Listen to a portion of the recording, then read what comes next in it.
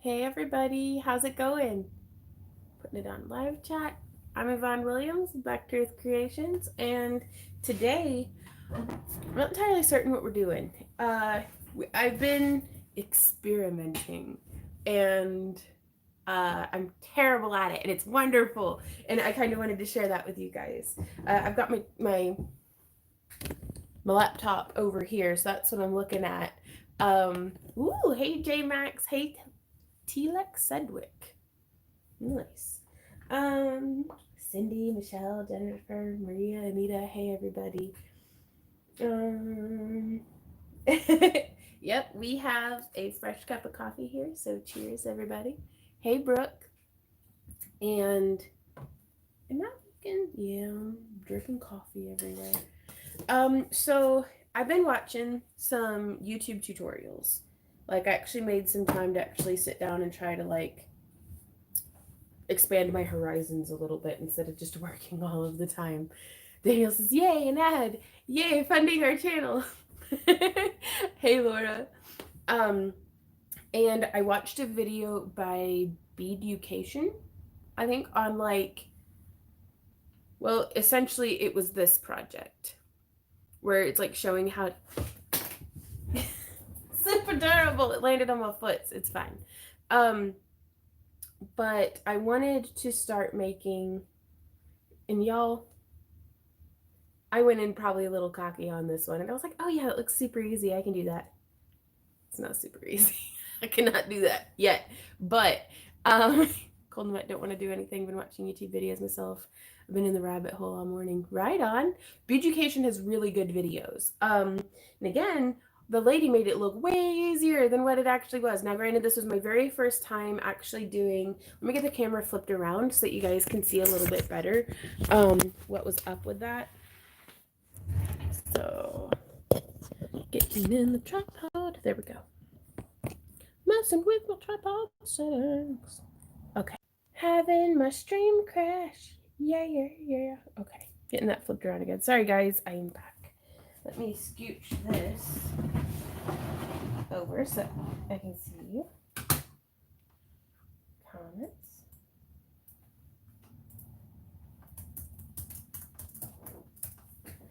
It's always been listening to these the biggest pain in the butt. Learned of my Halloween project. Right on, Brooke. What's your Halloween project?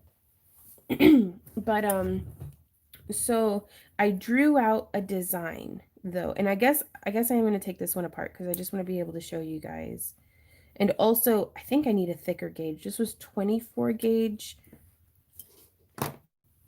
sheet copper. It was my first time cutting out something from a sheet with like a jeweler's saw. Um, and I also made some modifications, of course, to the design. Um,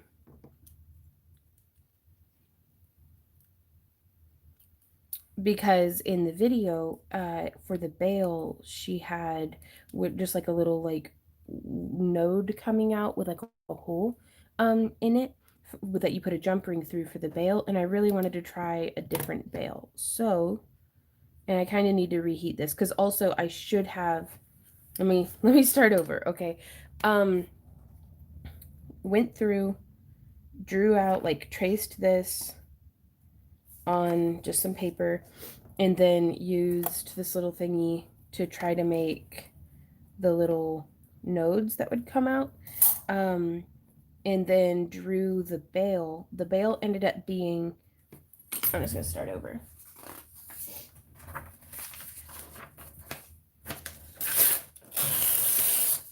There we are. Okay. Demonstrate. So I went through. Graph paper would have been better, but I'm using scrap paper that had like misprints on it. And traced my stone. This is where I made my first mistake, you guys, is I was like, I want it to be I want the setting to be a little smaller than my stone. That way it just looks like the prongs are wrapping around like a dragon claw kind of wrapping around from the backside. I don't think I'm there yet as far as like I'm not that advanced yet. It was very, very difficult for me to get it all centered. Now, granted, in the video too, she also, I forgot about this until right this moment, used a bit of some good old, what is this, B7000 instead of E6000 to set the stone onto the metal to keep it from shifting around, which I think is very, very important for keeping everything all nice and centered up whenever you go through and then do the closures. Also, I had a really difficult time getting them to all be the same actual size. But I went through, again, graph paper would have been a lot easier. And right on, Brooke. That's actually really relatable. Hey, in the UK, messing about with my tripod some more. There we go. Nope, that is not a there we go. Over. Hey, Holly, how's it going? Okay, so can y'all see that? Okay. Beep, boop. It does look like a turtle, Michelle. But I wanted to go through, and I made the section for the bale. Ended up being, I measure in chicken nuggets because this is America. At the 1/2 inch mark, 1 inch mark, and then 1.25 inches. So with that being said, I now come in, and at this point, that is where I made the bale 1/2 inch wide. But I had an idea if I can just like rough sketch this for you guys, because I was watching her video and it's very like, wow. Like sometimes it's really nice to watch somebody do a video and make it like look crazy easy, because it makes it seem much more approachable, so then your imagination has less like, you know, shackles on it, like it can wander freely. And I was like, what if we did, this is this part, right? And gosh, I'm so not as good at drawing as I'd like to be. Okay, that's much cleaner. And so that's our stone, and this would be the metal edge, and this is very much exaggerated, just so you guys know. Like it would actually end up being like maybe 2 millimeters. But and then we have, I don't know how to put holes into the metal. But we would basically, am I even in frame? Vaughn, get your life together, girl. We got crafts to do. So there'd be holes around the edges, but the prongs would still be holding on to our stone like that. Prongs, like how this one was. And then we would have our wire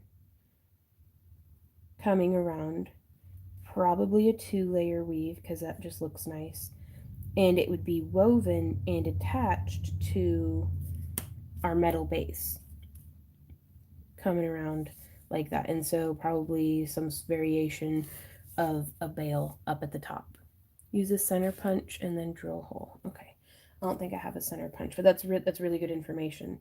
But so this was my idea, is it, so I was like, if we do the metal like this and have some prong crap sticking out the sides like that, and then punch a bunch of holes, and not like too many, but like just enough that like if we do like a 2-5 weave, if like in the center of every 5 bump, if we could like loop onto through that hole and get it attached, so we could kind of figure that out that way. And we could, y'all, I just had another idea. Okay, so we have I'm having so many ideas. I actually like this one way better. Okay, so oh, I need help. Somebody send help. Need a metal punch to make holes. Randy and I had this like little hand cranked little metal punchy thingy, and we broke it. Like it, like the handle was straight, and the handle ended up being like, it went from being like that to being like that. Like that was the new, because those guys had bent from us twisting it so hard. So I just like wasting ink. I'm feeling like super super extra creative today, you guys. Beep boop. Okay. So we could do two pieces. So our base, like one piece would be like this. It doesn't have the holes in it though. That's just one solid piece of copper with the little prongy thingies. And I don't know if that'd be wasteful, but it would give us some nice depth. Can you cut it out with your laser cutter? That'd be nice. That'd be amazing, actually. But the Glowforge can etch some metals. It cannot cut through them. Maybe one day. So this would all be one solid piece of copper because I want that extra little bit of depth. Though we could just solder. Come on, Ron. We can finish like literally one thought. We can do this. So let's go with this route first before we start thinking about economic use of materials. So that's all one piece. And then this section is all one piece. And this piece right here is actually that piece getting put on there and soldered on. And then we pickle it and do all that stuff before polishing it up and doing the wire wrapping onto it. So it would be like three separate pieces, but that way we can have the prongs coming around and we can have that edge. And quite frankly, if we could make this part be very like how this one I went through with a ball peen. I love that texture. Absolutely love that texture. If we could do that on the back side, that would give a really nice contrast between the smooth, shiny prongs and the like ball peen textured and then the weaving. Juicy.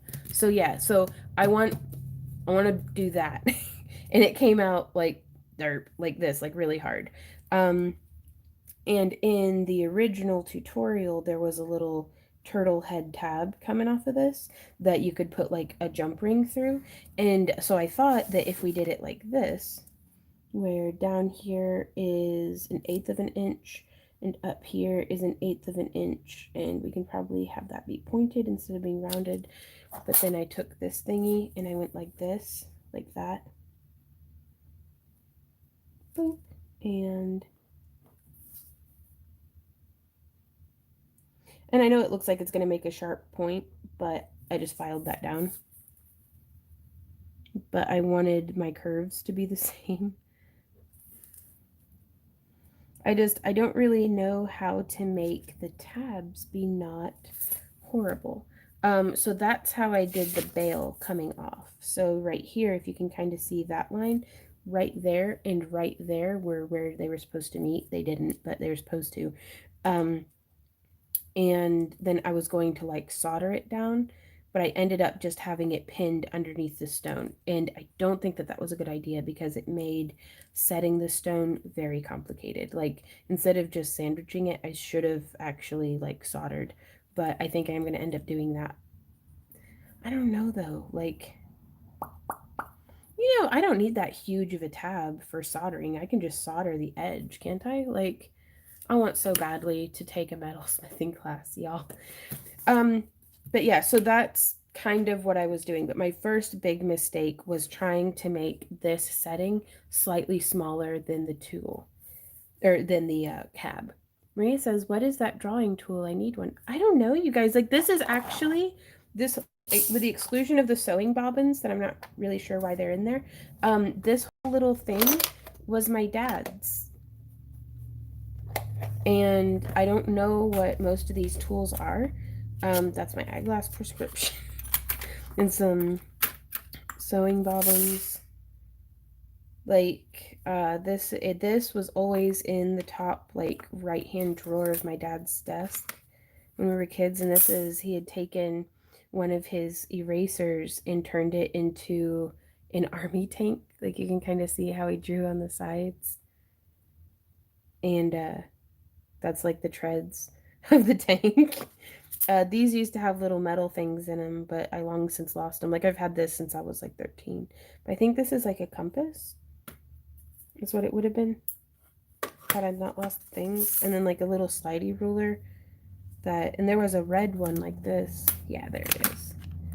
But I use it for whenever I'm like doing mandalas and stuff. And this is like a pointer. I don't know. I don't know why he had this in his desk, except for I guess he did stuff with it. But that little tool was in there, and it just seemed perfect for the stuff. But the little case and everything was my dad's.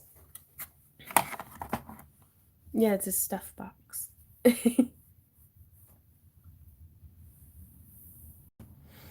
Oh, we did not get all of our winter stuff done.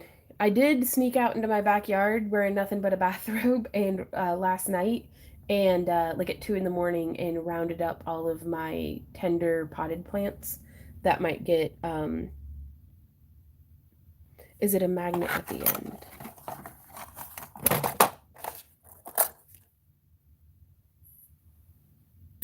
No, that's not magnetic. It doesn't seem to be. I think it's just a pointer.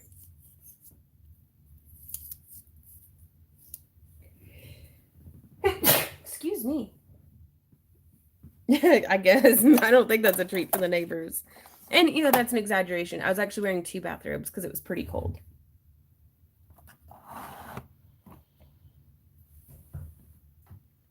Oh, thank you. I'm using my mom's jewelry tools to keep some memories like, oh, Maria, that's wonderful. It's a drafting kit. Right on. No, well, the sewing bobbins, those were me. Like, I put those in there. Just because at the time I didn't have anywhere to put my sewing stuff. So just further proof that I can't not it's a mechanical drafting set. Right on. I'm gonna have to look up what that is.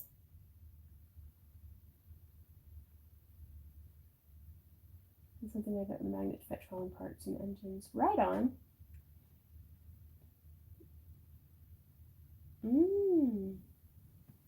Hey Andrea, how's it going? Love this conversation about your dad's stuff box. Me too. I'm trying, honest to goodness, trying really hard not to cry because I think tomorrow would have been his birthday. Um,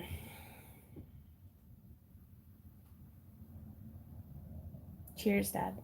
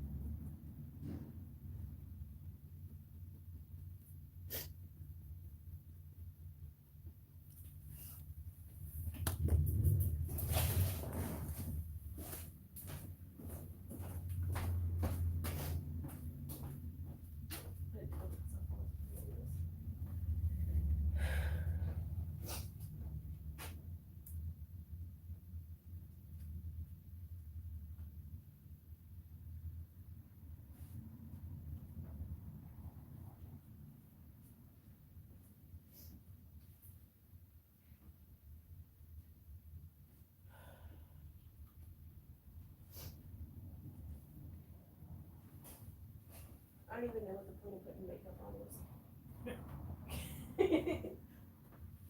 Oh, goodness, okay.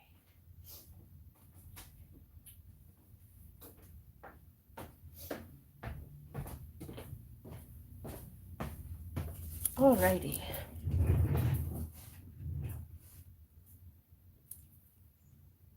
But yeah, so I was thinking about retrying to make this pendant, having learned a few things. Just a few. But I think if I were to do the 2 layers, I'm not really going to try it with the bail attached. But I think I'm going to save this because it's been a long time since I've been this horribly bad at something to do with jewelry. Thanks, guys.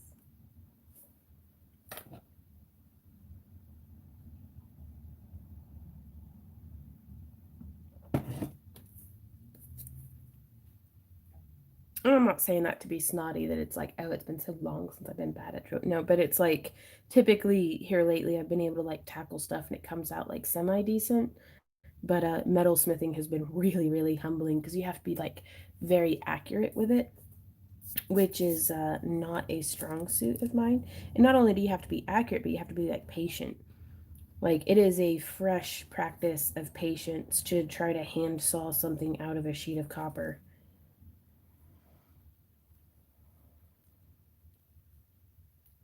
Right on, Dionica.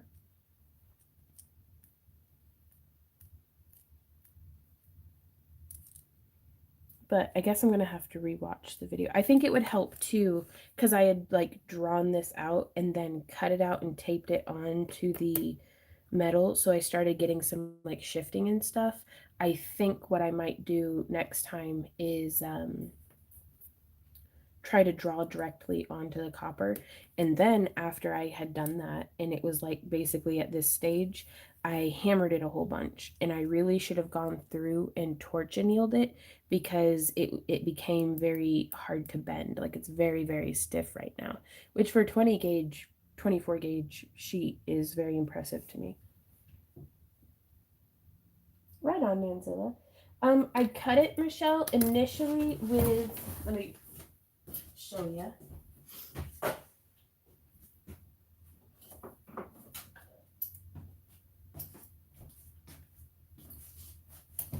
Initially, I cut out the rough shape from the sheet metal with these shears, which I'm not going to lie to you guys, are deadly freaking sharp. And I know this because I got so close to my fingernail and it curled up the thin piece of copper and stabbed me under the fingernail with it. And so that was horrible. But I was just very, very, very glad to have not cut myself with it. But I had cut like, because I was at the corner of my sheet metal. I can show you. And I just got this stuff off of Amazon, but I just cut out the corner. That way I had a much more manageable piece of copper to work with these. And then I went through with my jeweler's saw in its little frame and did some sawing, which this is the first time I've done any significant amount of sawing at my metalworking desk. And I'm going to take you guys over there real quick to show you.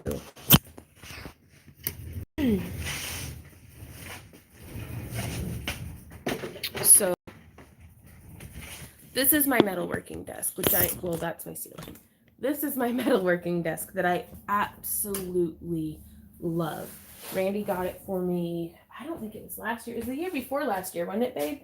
That's right. It's a lifetime ago at this point.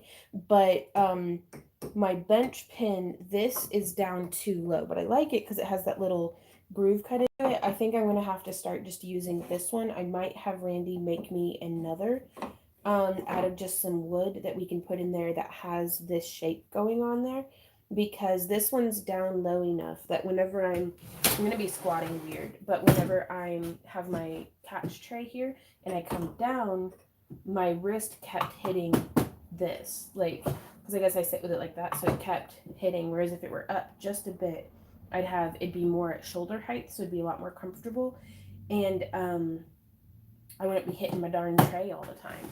But I love this desk, you guys. It's sturdy. It's actually designed for the purpose. Absolutely love it. I just wish I could use it more. Well, that's just a time thing, though. Back over here. Okay, I'm going to be fiddling about with the tripod real quick. Woo! Okay, Sis, you're so organized. I'm trying. I am not a naturally... I'm not a naturally organized person, but I would love to be, and so I'm trying. Dancing Tree Gift says jeweler's bench. I want one so bad. It was expensive, for me.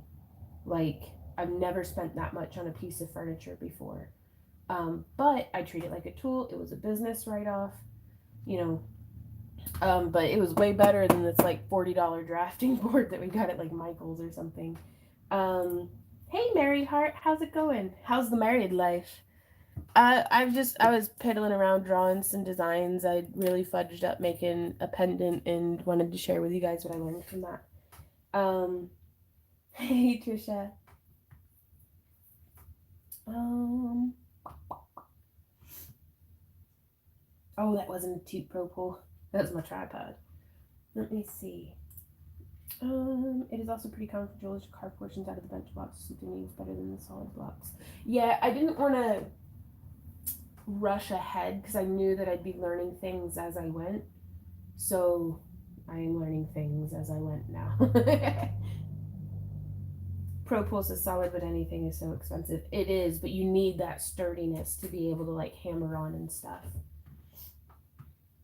Oh yeah, we're gonna be doing a giveaway in today's live stream at the hour mark. So in about 34 minutes from this exact moment, we're gonna be doing a giveaway. So be sure to go leave a comment on the links that Randy's sharing. Thank you so much, Randy. You're the best. You're welcome. He's somehow moderating, but also playing WoW. I'm looking at you. You're in like Azeroth or something. No. That's a word from WoW, isn't it? No. Yes, huh? What's Azeroth? Oh, that's some good coffee, babe. Thank you. You need a variable speed jigsaw blade made from metal to cut that copper. Well, that'd be pretty cool. But I've got that little hand sawy thingy, and that worked out pretty well. But because I know that sometimes there'll be stuff that needs cut. It's just like how I'm all about hand coiling crap.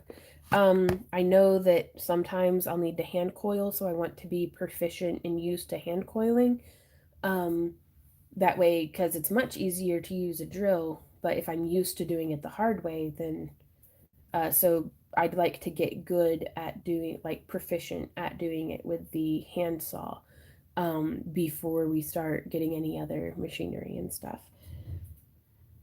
Oh, well, thank you, Dancing Tree. It looks like I just drew a whole bunch of like little demonic turtles, but you know, thank you. But yeah, and so I drafted it out in paper first and then kind of like made sure that I'd be able to fold it over. But I am thinking if I cut here instead of having this tab, then I could just solder. I'd have to like bend it quite a bit, but I could just solder right there on the copper. So I think that might be what we do. And I don't know if I should, yeah, I'd read a comment that like sticker paper. Oh, Propol. He's like, my CNC mill would cut it any design. You're killing me, bro.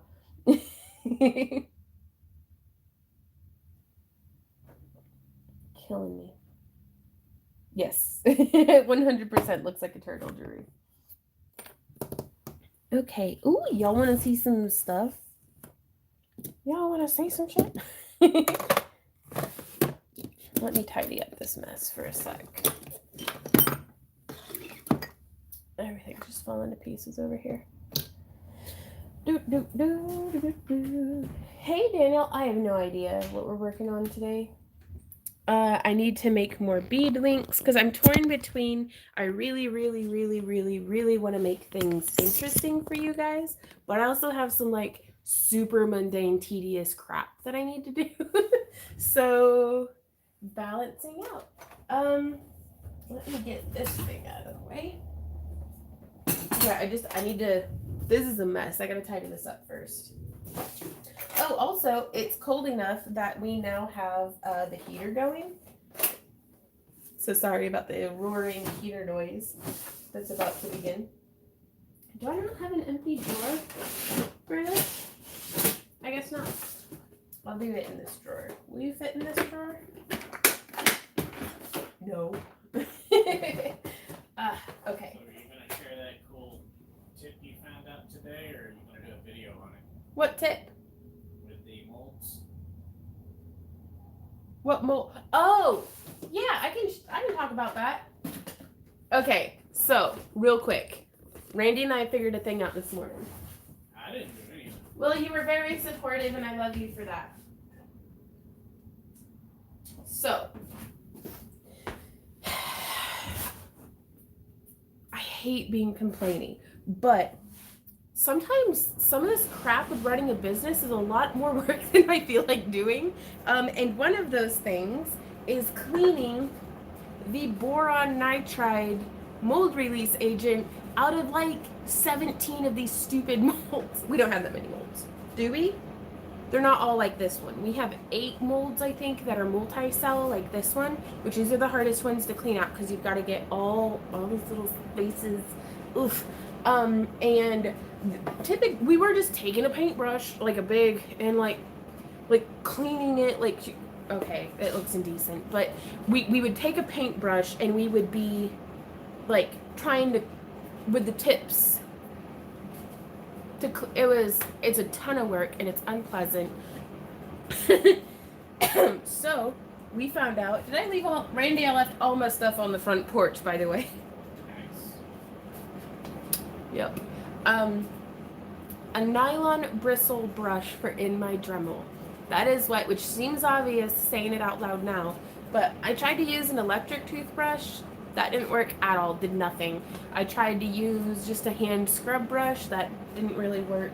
But I did this one earlier, and the electric Dremel, and you can see we've got a little bit of glass in there that's stuck in that I need to go through with a grinding bit and kind of clean that out. But if I don't cleanly reapply the boron nitride every time, we get glass stuck into our molds like that, which just makes every batch after that come out less and less easily, and we get more and more hiccups and problems and stuff. So to be able to take it, and I don't even think I was out there for 5 minutes, y'all. But you can see this one's still coated, this one's completely clean. Not even 5 minutes. And what's more is it wasn't like a hard 5 minutes. Like, the hardest thing about it is wearing a respirator and earmuffs, and it's kind of cold outside. What about using a bottle washer and a drill? I don't know. I don't have a bottle washer. I do have some drills, but just having the nylon bristle tip seems to be working.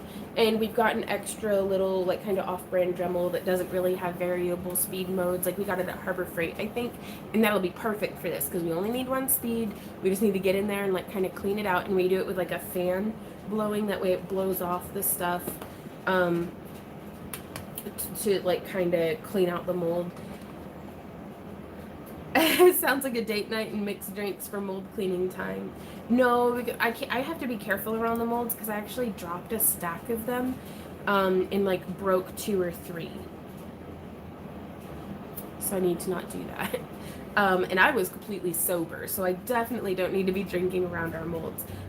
Brooke asks, did you manage to reclaim that batch of cabs that adhered to the mold?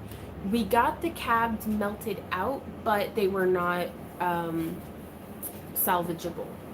They were all kinds of like just not good. Like the glass, we might be able to like grind down and stuff and like repurpose, but they didn't hold their shape or anything. What we do is we take the mold and we take kiln posts and we lay the mold face down over some kiln paper propped up on the kiln posts. That way it gives it space to like fall out of. And then a little bit was still stuck in there, but I just got in with the Dremel, so we were able to use that. So there's that. Not that I heard, but I'm going for the drops. You're getting shots of crown from what? Sounds like homemade frit time. Quite possibly, Mary Hart, but it took like it incorporated the mold release. Like, so there's like chunks of mold release inside the glass, or like residues of it and stuff. So it's, I don't want to include that because it looks scuzzy, and like, I mean, if it looked like just a cool little like shimmer or something, that might be pretty neat, but I might be able to use it as a filler inside of something that's going to be like capped with opaque glass. But I don't know if that makes it, like, if you have like chunks of mold release in there, does that make it less structurally sound? Like, I don't know. So I'm really glad we were able to save the mold though. Like, I feel a lot more, the more we're learning about glass working, the more confident I'm becoming in whenever I bugger something up. I was like, that's fine, we can recover from this. Hey, on the last class competition, you did me beautiful. I'm sending pictures to show you what I created, your email. You're going to be doing any reds in the future? I hope so, Donna. We're actually trying to figure out what our next color batch should be. because all we have left currently is blue. We had ordered a huge batch of blue from Art Glass Supplies, and that could like we could do like the next 3 months in just straight blue. But I don't know if you guys would like that.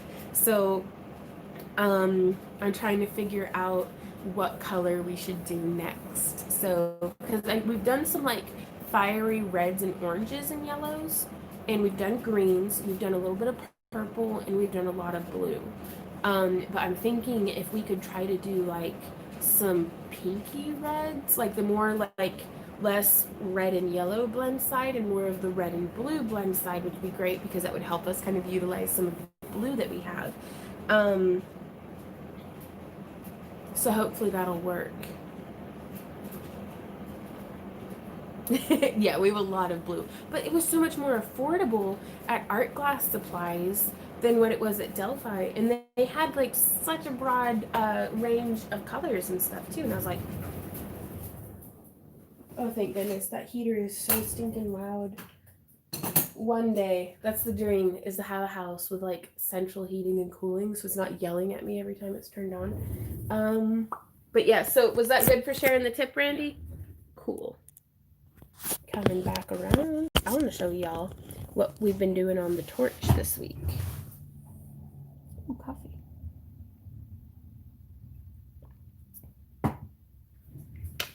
Okay, so we did that a bit, but ooh, also I want to thank everybody who came through and took some cabs home with them from our shop update yesterday.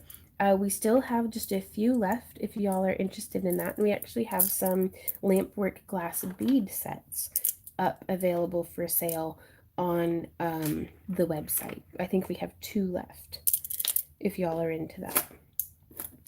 Okay, so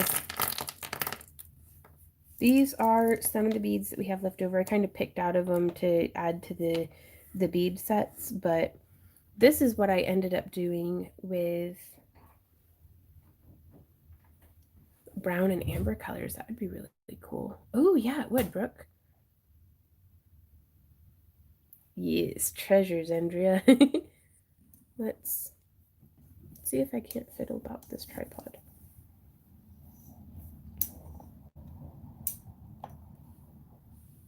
Carol says, "Come and live in England. That's what we have. Try central heating." Yeah, most places here have central heating and air too. It's that our house is about 120 years old, um, and needs like completely renovated to be modernized. I kind of would like a house that's modern. Actually, to be specific, to put this vibe out into the universe, I would really like an open concept pole barn workshop that I can live in a loft of and then work everywhere else. That's kind of the first baby step of Randy and I's forever home dream is that's what we are looking for. Now this one was my first very successful, like I feel really good about it, implosion flower bead.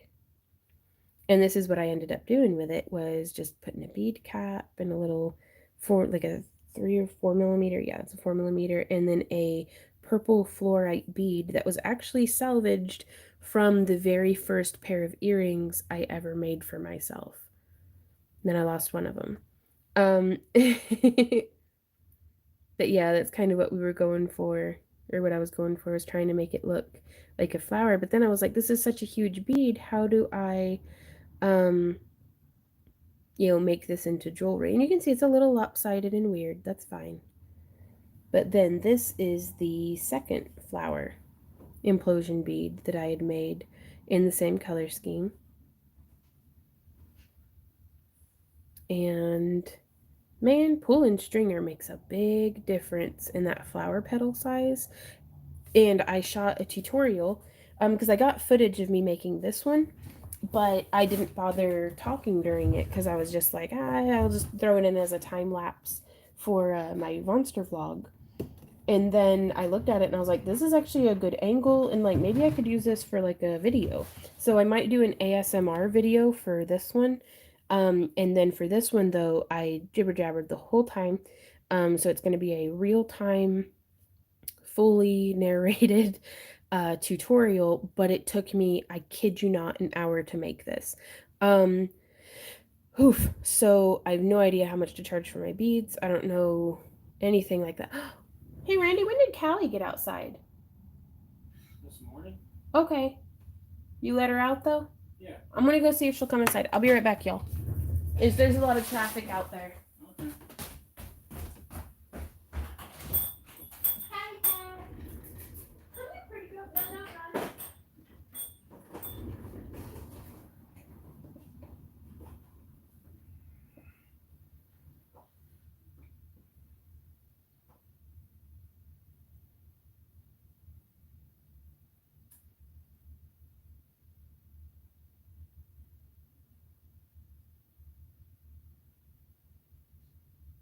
Hey, Sam.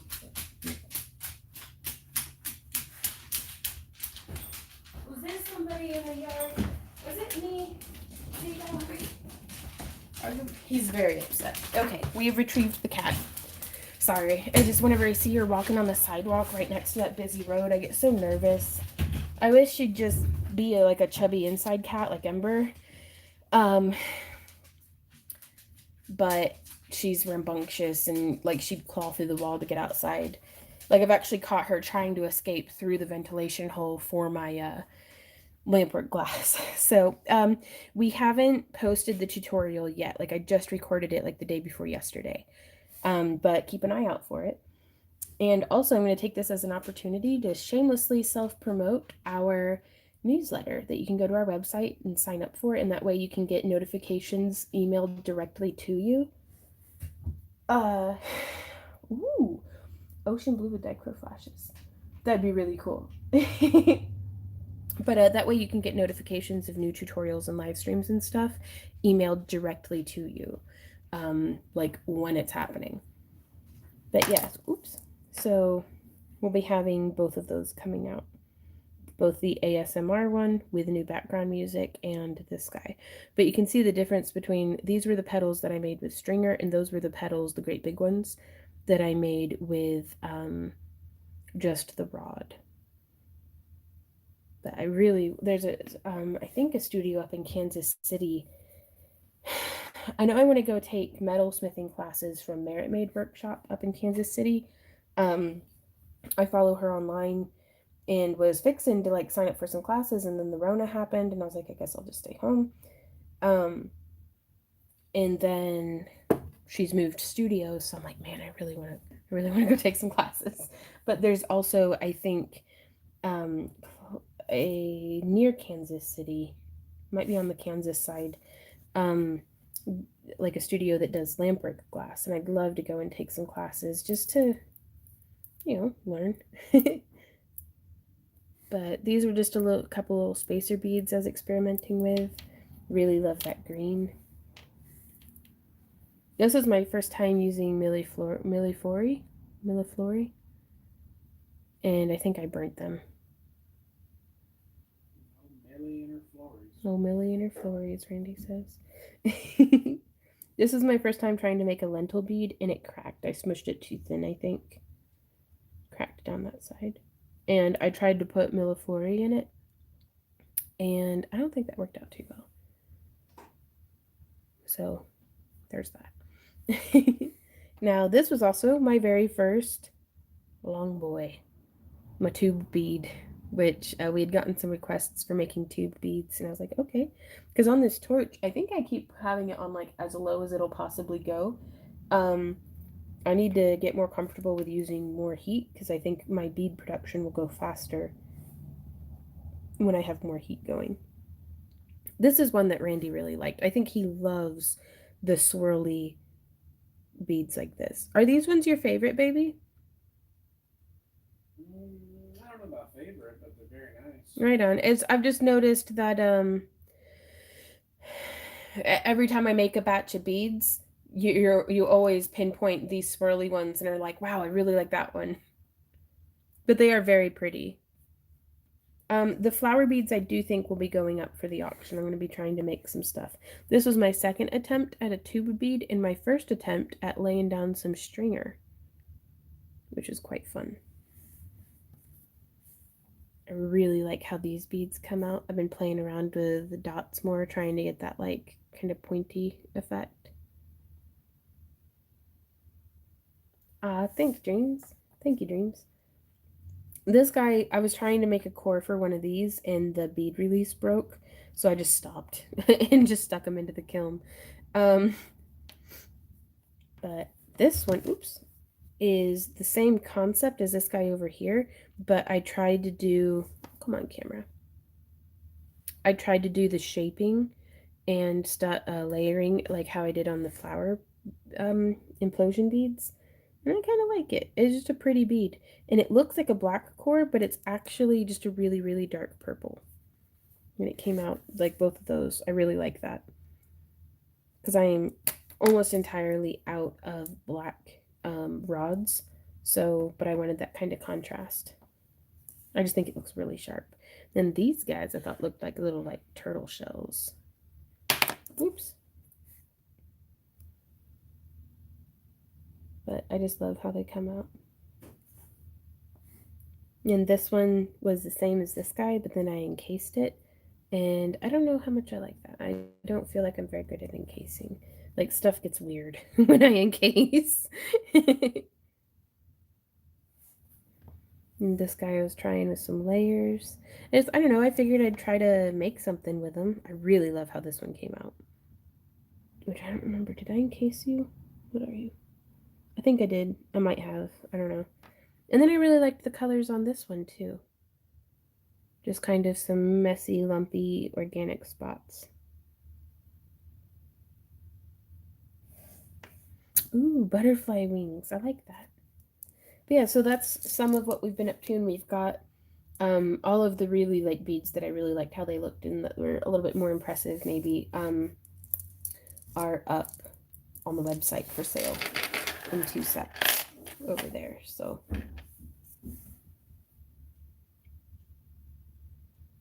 but yeah, I have no idea how much to send these guys off to their new homes for.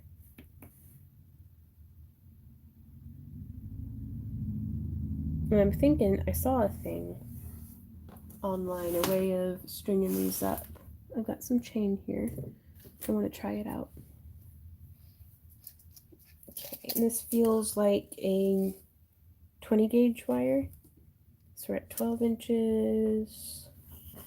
That brings it up to 18. And one to grow on. Let me grab my wire snips. Well, thanks, Phyllis. Yeah, we have a clawfoot tub in the upstairs bathroom of our house, and it's wonderful. But the something's wrong with the plumbing, and it floods the upstairs every time I use it, and I don't know how to fix it because I'm a dork. Like I feel like the worst homeowner in like ever. But so I'm just taking both ends of our chain and threading them through like that. Does that work? Woo! Well, it slid all the way through, so thanks, Kay. They are. I think I am, Propool. I'm going to try to auction them off because I don't really know what to charge for them, and I'd rather y'all establish that than me undercharge. So, ooh, coffee, coffee, coffee. Aw. Right on, Holly. Yeah, I'm feeling for when Maddie was here, we got some goldfish for in our pond outside, and I don't know if they're gonna last the winter. Like, but we are not equipped to bring them inside, so we'll see how that goes. So is it? Oops. Super durable. Hey Sabrina, how's it going?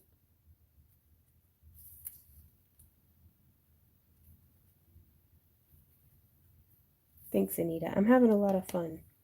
Like the beads are still coming out like really lopsided and wonky and stuff, but I feel like that's just part of it.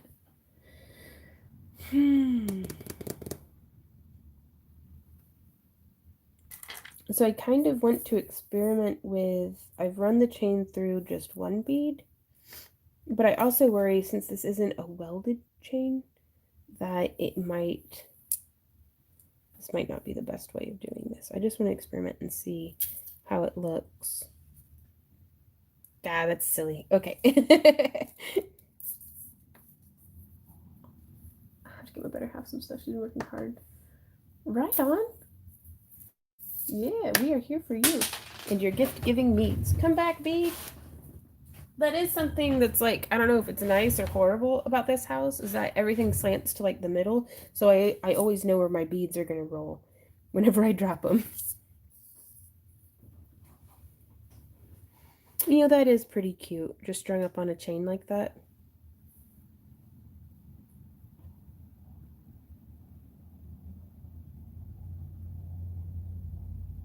Get like a Lex head knot around the bead with the chain. Ooh, let's try that.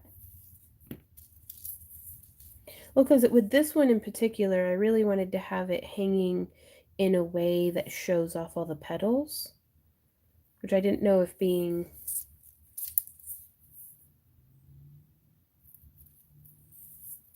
Okay, how would we Lark's head knot this? Let me remember how to do knots real quick. Do you have a blocked roof event causing the plumbing issue?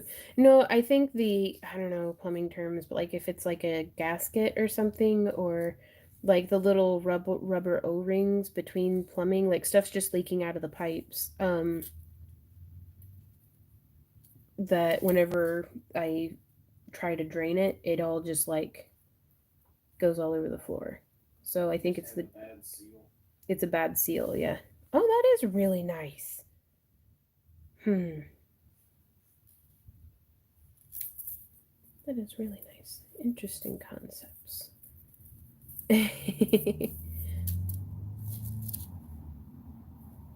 Ooh, Holly says, I leave all of my koi and goldfish outside, rain barrel and ponds, and they overwinter great, no casualties, and it gets 50 above, I start feeding again. Right on. That's excellent to know. How deep are your ponds, though? Because mine's just like a little pond, like, shell from, like, Lowe's. Well, Holly just lives kind of right here in this region. Are you sure? Yeah, she can. Well, she might be actually a little north of us. Because she came to the mask making class in Springfield. Is that Holly? Not the other one. Okay, if I were a person that makes jewelry, where would I keep all my crap? Hey. Okay, I think I'm gonna make this one a sister piece to my last one. Ooh, but maybe with a big old hunky chunky quartz. Ooh. Sorry, I'm rummaging. Give me a sec.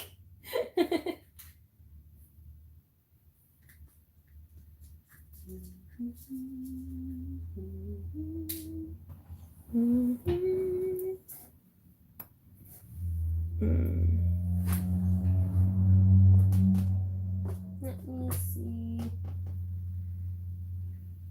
Yeah, I'll use this bead.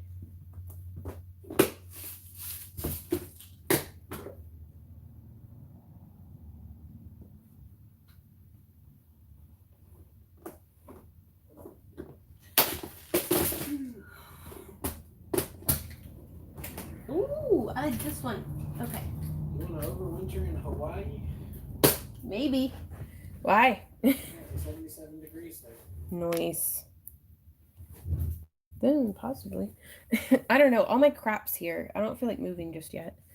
Like I feel like I have one more big move in me in this life.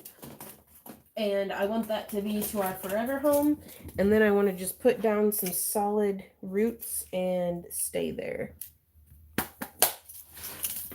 I mean, still travel and stuff, but I wanna go and plant my fruit trees. Home is where you pull in the harvest. Okay, so this is just like, what is this? A 2-inch head pin. Now, I would have loved to have made my own ball pins. I think that would have been really cool, but here we are. And then I'm gonna put our bead on there. And This is the same style of bead cap as what I used on the other one. And I'm just putting it on and smushing it down a little so it hugs the bead better. I think it really complements the little petals. Though it's really wobbly. Let me see if I can't hide a bead in there to get it to be less wobbly. Because sometimes you have to put a bead to be like a filler. Yes, and now it's not wobbling nearly so bad. Andrea says, I made copper ball pins last week for the first time. I absolutely love them. Aren't they great? What about those teardrop glass head pins you made? Yes, Nanzilla! Let's rummage. Haha, found you. Found you, head pins. Thank you so much. I had forgotten that these existed. And then there's some super fancy, like decorative pins that are too fancy for me to use, apparently. I keep not using them because I'm like, how do I even? So I think I need to just get my life together and actually use those for something. Okay. Yes. These are much better for this. Thank you, Nanzilla. Okay. What? Yes. Oh, I didn't even watch those with you. I know. I'm just super excited. Okay, so let's see. Now I'm still probably going to use this little bead as a filler at the top. Okay, I'm immediately liking this one because that is the same color that I used. Oh, I love that. I might have to remake this one with, instead of the little head pin. Oof. Okay, let me rummage again. Because there is a style of bead cap that I like to use as just a little bit of a buffer.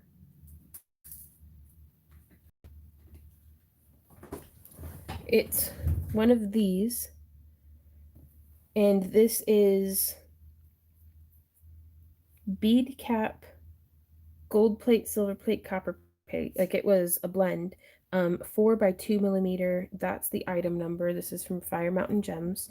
But it's H20-7263JW is the mixed pack of these, and I use them very sparingly. Just because they're not like particularly like overly ornate or anything, but check it. You can take it, and this is especially nice. You have softer beads up against other harder beads. Like if I had turquoise sitting next door to quartz, the quartz would start over the years to rub on the turquoise. So I like to do bead caps as a little bit of a buffer. And I don't think that's necessary for on glass, but just points for effort. And it gives it like a really nice smooth glide. You can kind of see how that just fits right there. Anita says, I've got too much stuff to move again. My neighbor says if my house got hit by a tornado, there'd be stuff in a 4-state area. Oof. Yeah, I feel that.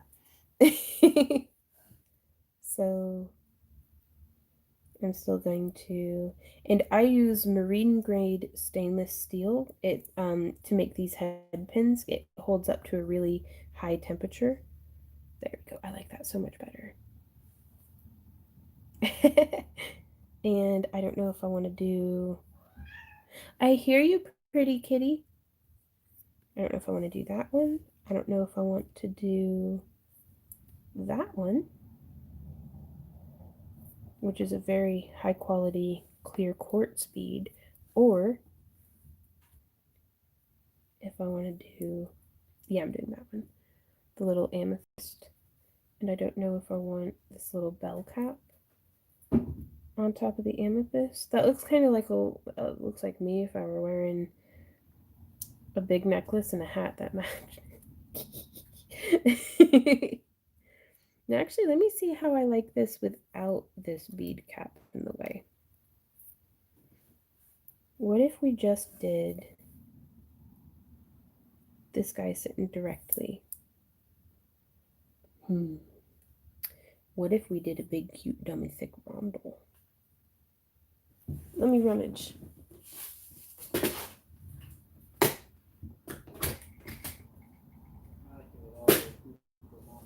Huh? I like it better with all the accoutrement. Oh, do you? I'm gonna keep it. I liked it as well. I'm gonna keep experimenting though, because you never know if you like something until you try it. What do you think of that one, babe? I don't know. What about that one? I kind of like that all of those are handmade.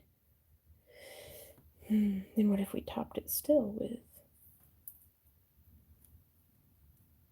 Ooh. Well, now we're just getting extra.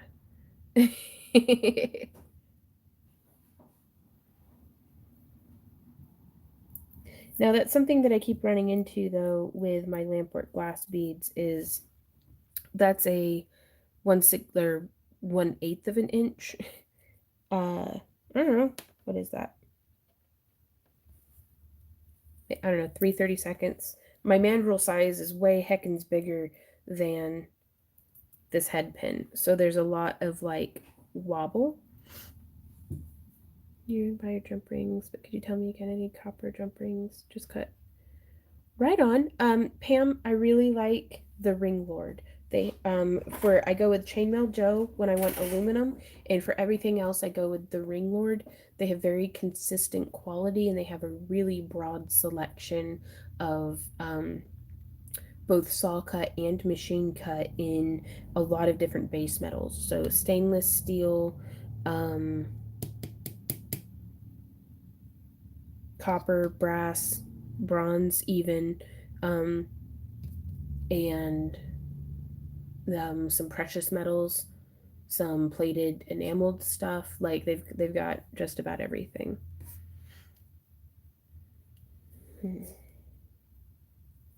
Let's try it with the clear again. Mm.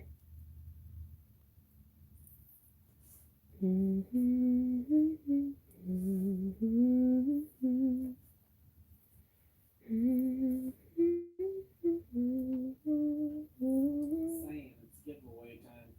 Oh, it is? About 3 minutes past. Ooh. What are we giving away today? I don't know.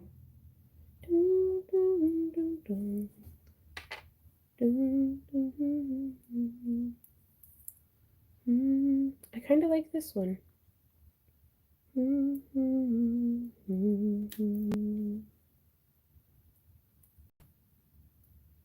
That does look like a hat.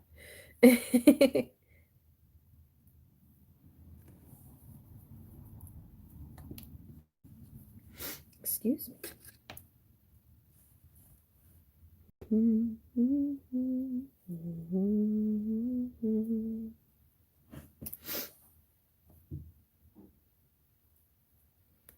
Oh my gosh, the hot tub at the Crescent Hotel is amazing. But yeah. Put tiny space feed through a hole of a large hole, it'll give some stability. Yep. That's what I just did on that one.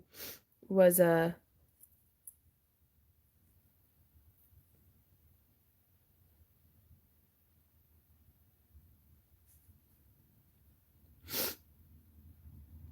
sorry, I don't mean to have the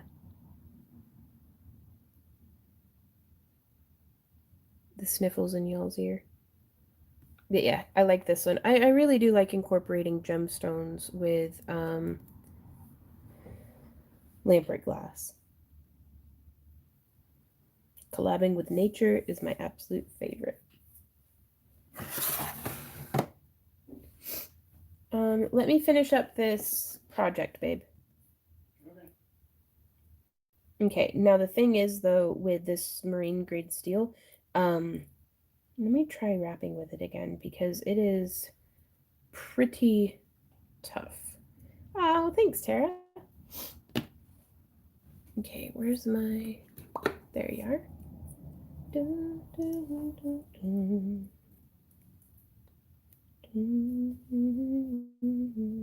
And I'm just gonna have this be the bale.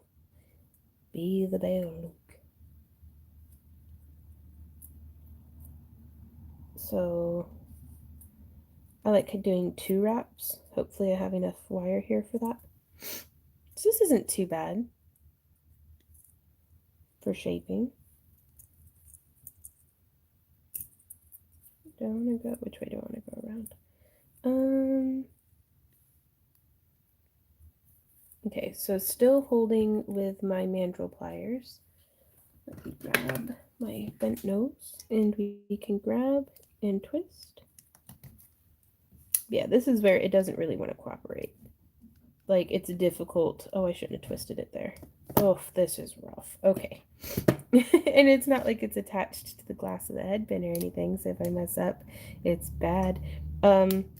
This is fine.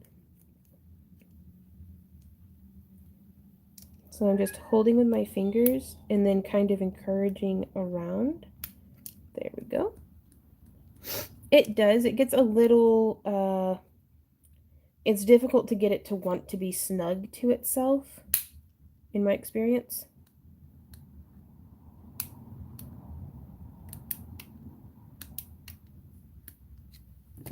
So like right there is a little messier than I would have liked. And also sometimes it doesn't want to play nice with my wire snips, so hopefully I don't bugger up the tips of them. And there we go, buggered up the tips of them. I hear you, baby girl. I know, puppy. Now I'm just smushing that down. Okay, excellent. So now I'm going to come in like this with my fingers and give that just a little bit of a split, because I do like the way that that looks whenever it's sitting on a chain.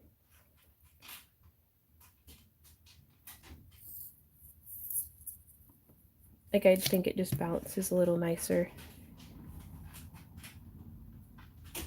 There we are. Okay, so it is giveaway time, and I think today I'm giving away a couple of our old resin pieces.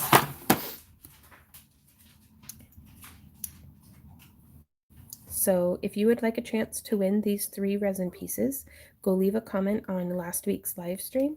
And I'm going to take y'all into the other room with my Randy. What is on your headbands? It is, I think. I think they're all glow in the dark. I don't know though. You can test them real quick. I have got to pop into the restroom. I'll be right back. So I'm going to leave them with you for just a minute. Here's these. I'll be right back. This is my Randy. He's awesome. Ooh. Let's see. Yeah, I think this one's definitely a glow in the dark. We shall see though. Oh yeah. How can I do this where you guys can see? Well, the sun just gets right in there, doesn't it? This one definitely glows in the dark.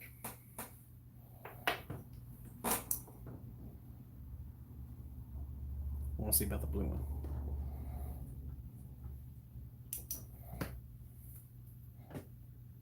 No. And I doubt the red one does, but we'll see. Oh, it totally does. Oh, it does really well. Wow.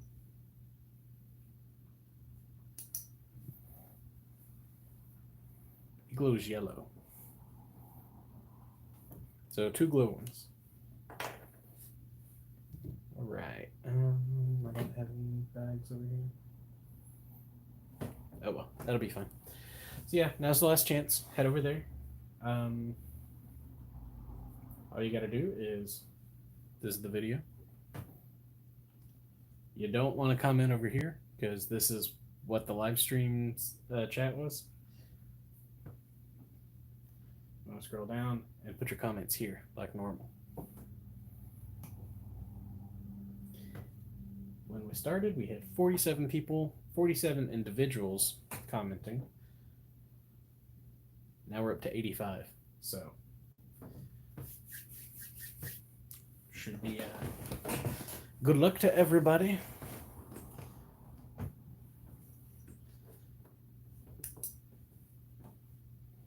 We'll see if this blue one really does, or if it's just not very good at glowing. I'm not sure. I'm gonna leave it charging.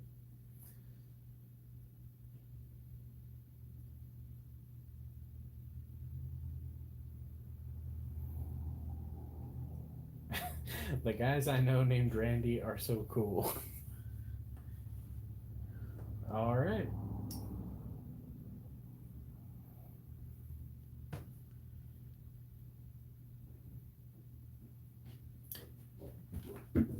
Ooh, sounds like she's coming back.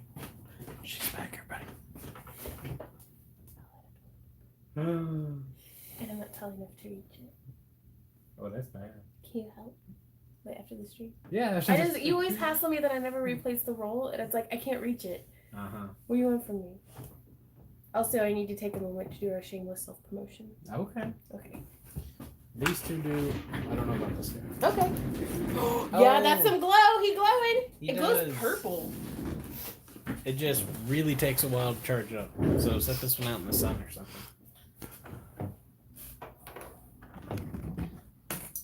Sup, guys?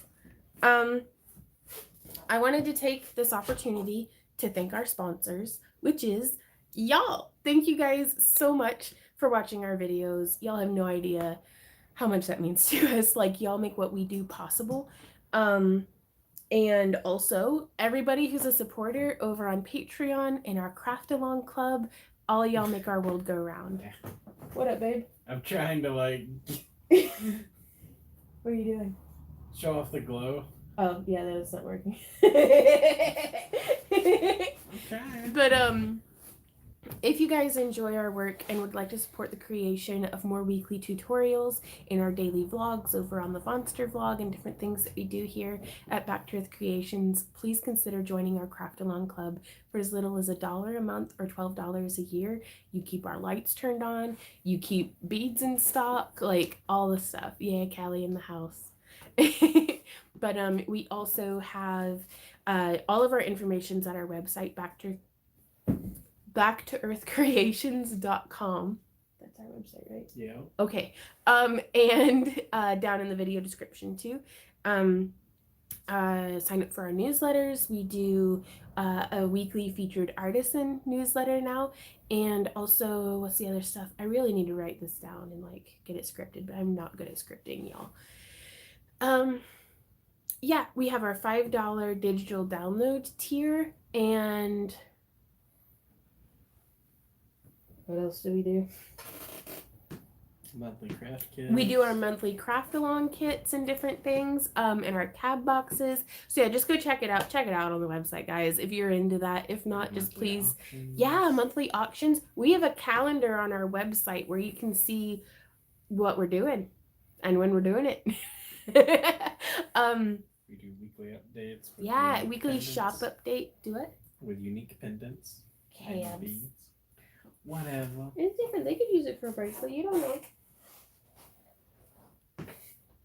I'm so like tired. Like You all of a slept sudden. in so much longer. I know, but sleeping is the best. Okay, that's our commercial, you guys. That's all we got. But y'all keep us from having to actually. I turned a lot on my hair today. You what? Thank you for Your hair noticing. does look nice.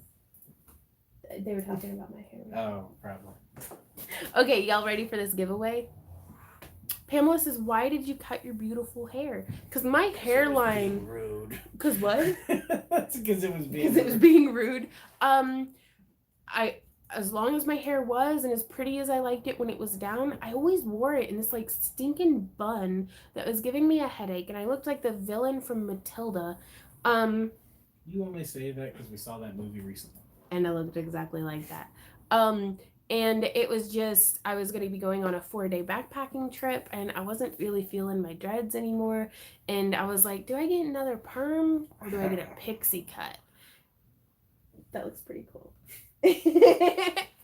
And last time I had that thought, I got a perm. So I was like, this time I'll get a pixie cut. It's hair, it grows back. And I absolutely love it. So Except for whenever I don't, then I ugly cry about it. But that's just because the lady sheared me like a sheep. But that's a completely different story. But I really like it, and actually, you want that story, you got to go to a previous. yeah, my hairline has started to come back. Like I don't know if y'all remember some of my older videos. Like you can see, like I'll have it pulled back into the bun, and it looks like I'm just going bald up to here. And like I've got all these like little baby hairs growing back in and stuff, and I really like it. My baseline of liking my hair has improved. I don't like it as much as I liked my long hair at its absolute best, but I either absolutely loved my long hair or hated it. Whereas my pixie cut, I'm much more in the middle. So I'll take that. Are you ready to do it? Yeah, I guess. I don't know, somebody asked about my hair, so I thought I'd talk about it. Okay. You gonna do this giveaway or what? Where's the bag? Oh, I have no idea. Yeah. I'm gonna get my coffee. I'll be right back. Oh my gosh. What? If you wanted something professional, go to a different channel. Like, I can't. I live here. uh-huh. Beautiful man who lives in my house. Okay, got my coffee. You need a bag, you said? Yeah. What about a box? I can take a box too. You gonna build that box? I can build it too. Can we build it? Where's the stuff? I sure hope so. So it's like, this is what you get for your giveaway. Teehee. Thank you, baby. Y'all ready for this, though? That's how I felt about my hair. I'm sporting a pixie cut, too. Right on, Kathy. But it's like, I don't want to spend like 2 hours a day to get my hair looking to where I loved it every single day. So we'll talk more about my hair over on the monster vlog. Nobody cares about my hair right now. You ready? Stylist or it makes a great haircut. Gotta find one that know you. Yeah. I am ready. Are y'all ready? They're ready. Up to 88. Woo! Good luck, you guys. 47. Did you already tell them what we do? We go to the random or the I comment. was like, we just went over that. We did? No, not this stuff. We go to commentpicker.com/YouTube and put in the link to the video, and then we click start raffle and pick random winner. We eliminate multiple posts, so if you post like 700 times, that doesn't give you 700 entries. I mean, that's real nice. So I think I'm gonna make it that way, just to maybe for like the Saturday one. Yeah, maybe. Maybe we figure that out. Yeah. Okay. Which, the sooner we get everybody moved off of Patreon and onto our craft along club, the sooner we can start doing giveaways in our Saturday exclusive stream too. Press the button. Okay, press the button. You press it. I pressed the button. Lily Rowe. Yes or no question. Are you still following Yoga with Adrian, unrelated to crafting, sorry, and are you planning on taking silversmithing classes in the future? I forgot we were doing the yes and no question thing. I don't mind 2 questions. Yes, I still follow. Congratulations, first off, for winning. Be sure to send us an email. I'm pretty sure we already have it, but just send it to us again. An email with where you would like for us to ship this to, and we'll get it shipped off to you pronto. So, but yes, I do follow along with Yoga with Adrian. Still, it's hit and miss as it's always been, but I do love her yoga videos. They are right on point. And what was the second part of the question? Silversmithing class. Yes, I really, really super duper want to take silversmithing classes. And I found the closest studio to us, I think, is Merit Made Workshop up in Kansas City. And so I think I want to go take classes there. It's just, and this is not at all a reflection on Merit Made. It's because her prices are actually, especially compared to other classes that I've been able to find like farther away, are very affordable. It's just that this stuff in general is expensive. Lily Rowe watching? Lily Rowe, are you here right now? I don't know.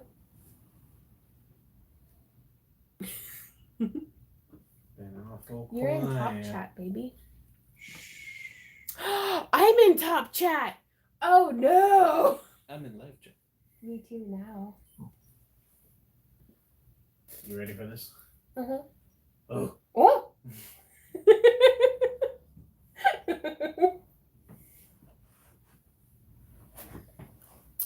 But yeah, I would love to take metalsmithing classes. They're very expensive, and I know that investing in your education. Get weird if you sneeze in public. So. Yeah. Yeah. Yeah. But Metalsmithing is what I want to learn next also. Right on, Kathy. And it really feels like there's such a difference. Like it's been so long since I've taken an actual class on something, but I was remembering back to like high school whenever I had like a tutor on the flute.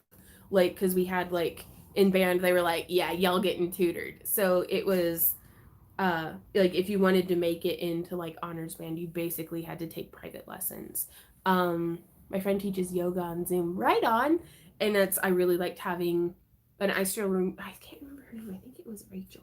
She was very good at the flute. She was a very good teacher. And just having somebody right there for the half hour that you're doing the thing is really helpful and helps expedite like your learning process so much. And then again, whenever I took yoga, the yoga for you before they were sold off and shut down and stuff because of Rona, Helen, the lady who teaches yoga there, she I think she like sold it and then that person didn't do very good.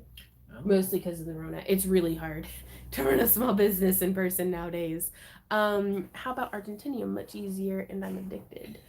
I would like to get my paws on some Argentinium as well, but it's still vibranium. Vibranium would be amazing. I don't even think I could work with that. How do you melt vibranium? Adamantium. I don't think we have the.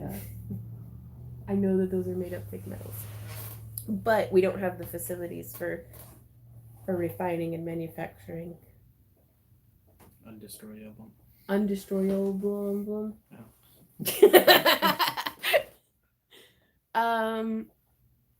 I watch Vaughn, Adrian, and my friend. Right on. Propool says I need someone to force me to do yoga in person. I feel that, Propool. That's not what I read. So what'd you read? In prison. And in prison. Like, why you gotta go to prison to do yoga? Sometimes that's what it takes. Why do you need to make somebody do it? He knows himself, Randy. He's like, this is what it's gonna take. That's fair. But the only time I ever do like an actual hour of yoga is when I'm at a class and they're making me do it. And it also really helps that the last like 10 minutes is corpse pose. And I'm like, oh yeah. Where you feel sweet. Yeah, where you just like lay there practicing taking a nap. It's the best thing ever. I need more practice for that. Fried branium. Tara says you do a little of everything, don't you? I try to. It's a lot of fun. And it's like how to articulate this? Working with polymer clay actually helped me be a better leather worker. Working with leather actually made me a better seamstress. Unatanium. That's what it's called. Which one's that one from? I can't remember. Uh-oh, my battery's at 15%. Can I steal your charging cable? So I'm just going to sit here and hang out with y'all for a little bit. If that's okay. Can you hold this? Thank you. I take my charger. You force me to hold things? Yep. Thank you. New to live chat. Been watching your videos for ages. Don't let the trolls get you down. You're brilliant. Well, thanks, Comatose. Sometimes, I don't know, it's only whenever, it's not the trolls so much as when people will be like very close and like we'll start chatting like friends. It's like I have a hard time breaking up with my friends, and sometimes they feel the need to break up with me loudly and publicly, or just loudly and in an email telling me every excruciating thing that they dislike about me, and I'm like, that's cool, good chat. So it's hard to not let that get to me because they were a friend. But no, in general, trolls are just like slide right off. Have Randy check his private messages on Discord. Okay. I was gonna say, I think we saw some of them. We saw some wedding pics. Your dress was beautiful. Like all of it was just, it all came together so beautifully. They can be, Beth. Check out your community college for free metalwork classes. We'll have to check that out. Because I know I had found some with the, gosh, that was like 4 or 5 years ago when I looked though. Through the college, but it's like a university, not a community college. So we'll see. I should look back into that. Then they're not true friends. That's true, but you never know that someone's a butt until they show their butt.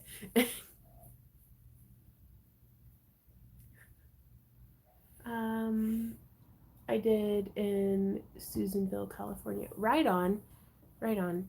And that's something, not to be dissing the Midwest, but I don't know if we have all of the artsy options that our sometimes more interesting Western Coast friends have. Hello, how are you doing? I'm doing great. Sitter here with a great person teaching. Aw, hey, Milani. Jenna says trolls that do that aren't friends. They just use, abuse, and move on. I know, but it's still. I have not checked Tulsa Pro Pool. I am a bum. Katrina says even a community college is going to charge for classes. Yeah, which makes sense because especially on something. I mean, it's a trade skill. Yeah, I can really understand like maybe getting to sit in on a lecture for free or something, but something where tools and materials are. Tara, thank you. Holy crap. We do stuff for money. What do you want us to do? Like, well, oh God, not like that, Randy. Why you gotta. This isn't our fans only. So I'm not gonna like show my feet or anything, but if you have like any tutorial requests or something, our only friends. Oh, okay. That's on. hilarious. Hold on. What? You won't show your feet on camera, but whenever it's Put on your your shoes back monster on. vlog, you're always like, Put your shoes back Randy, on. put your foot in this like sock that has a bunch of slime. Yeah, I'll show your feet for money all day. Eat a banana. I don't have any. I have frozen bananas, and I'm not gonna do that though.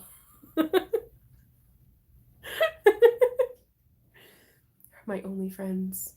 That's cool. Propol says our arts community is getting better. You might be surprised because it could be. Who was that? They just ran through the house. I don't know. Like a. I think they may have been fleeing the scene of the crime. Oh yeah. Ember does no feet, please. All right, I'm gonna go back and get back to work, Randy. Okay. What? I didn't know. Yeah. That's interesting. Yeah. Oh yeah. Definitely delete that. But that is wow. Okay, I'm gonna go back to work. No. I love you. I love you too.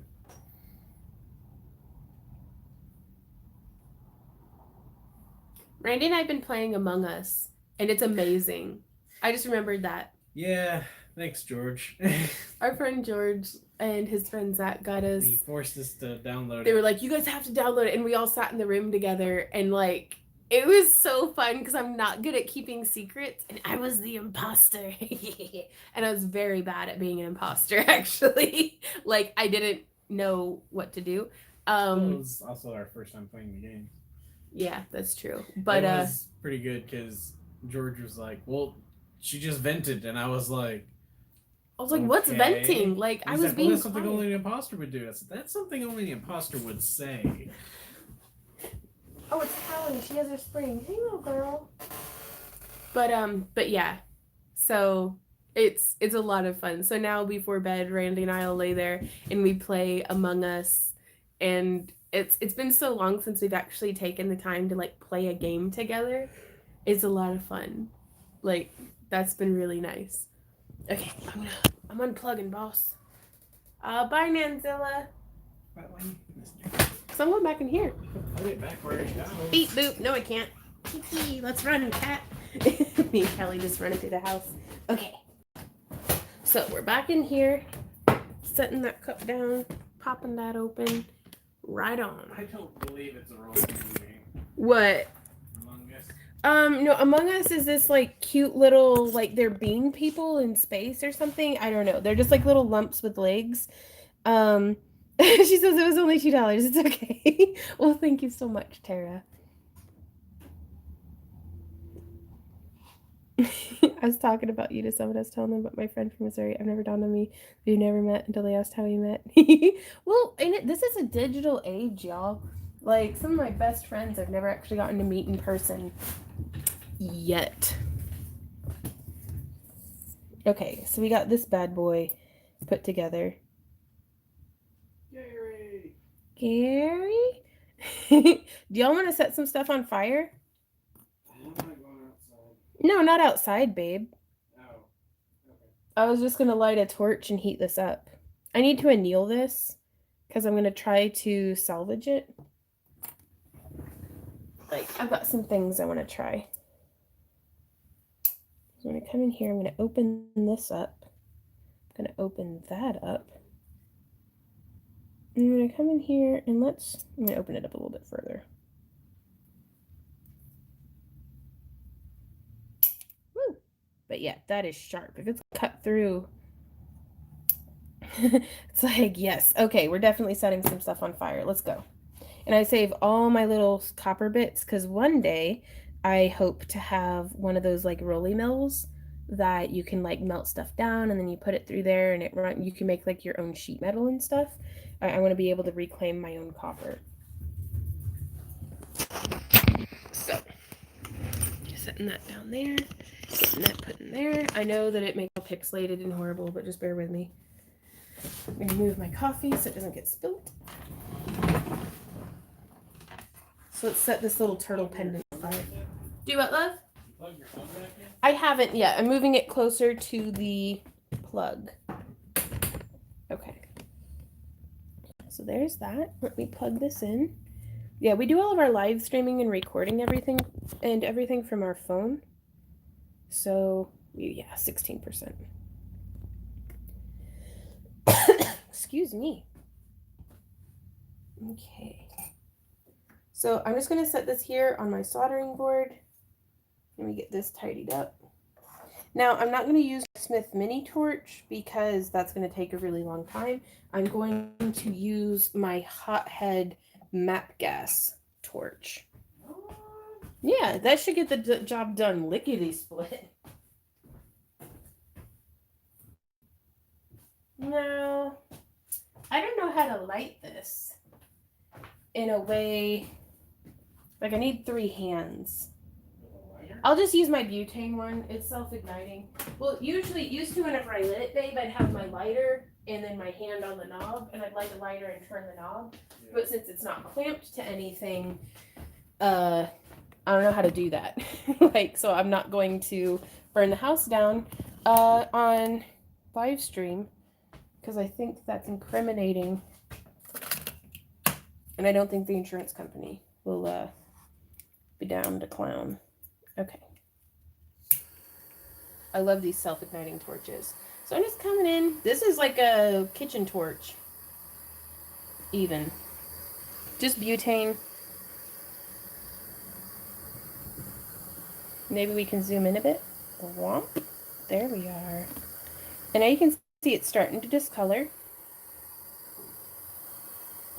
I'm also going to get my pickle heating up.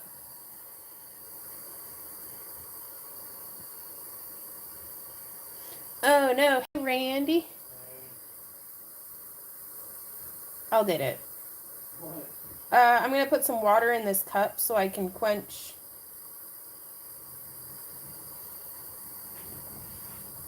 Okay, so you can see hopefully it's getting a little bit of a glow to it.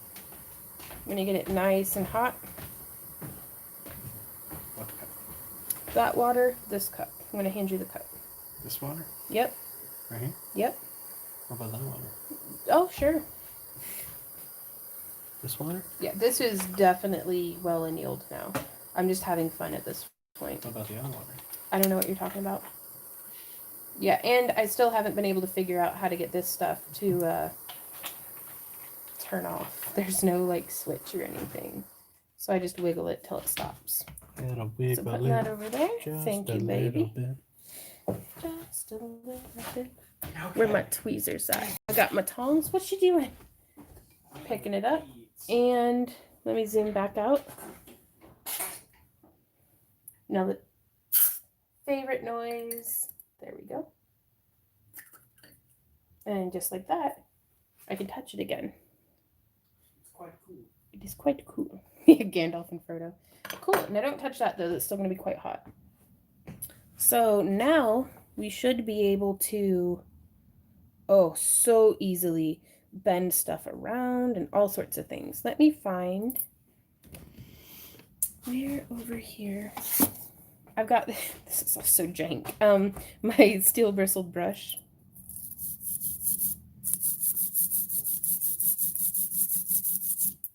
And I'm just coming through. You could use like a Dremel type tool as well. Babe, do we have any like paper towels or anything? I seem to not have any. Okay.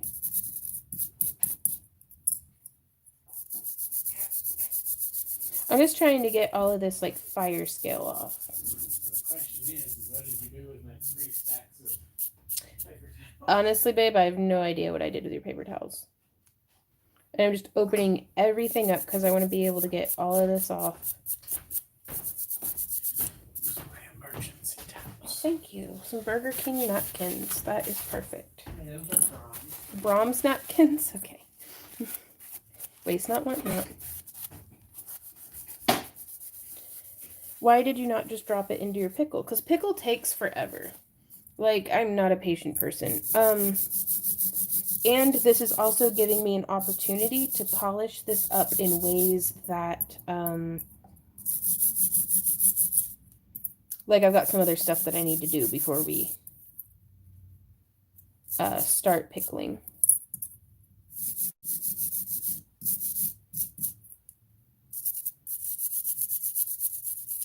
That, and I don't know what I'm doing.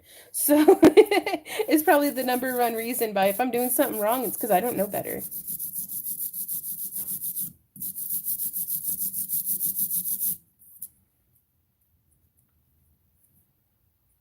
Okay. Now I do want to come through here now. Say using the brush will work hardening it. Oh, will it? I don't know. I don't know if that'll work harden it. Pickle is an acidic solution. There's links on my toolkit where you can find it. Like, what is it? Sparex? Is that the brand? Or no, it's something acid science stuff happening. And I also need to get a little cup of baking soda water over here. I lost my last cup apparently. But I'm going to try to reshape this a little bit. Like, I'm going to try to get them all trimmed down to this size.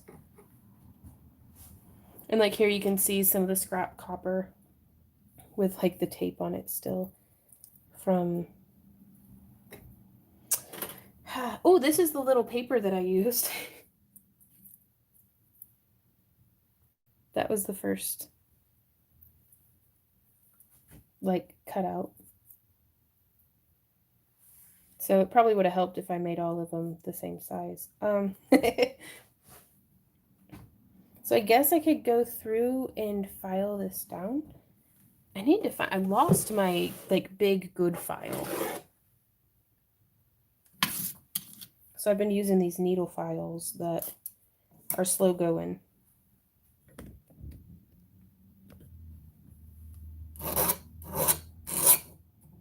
And also it's so soft now. Oh no.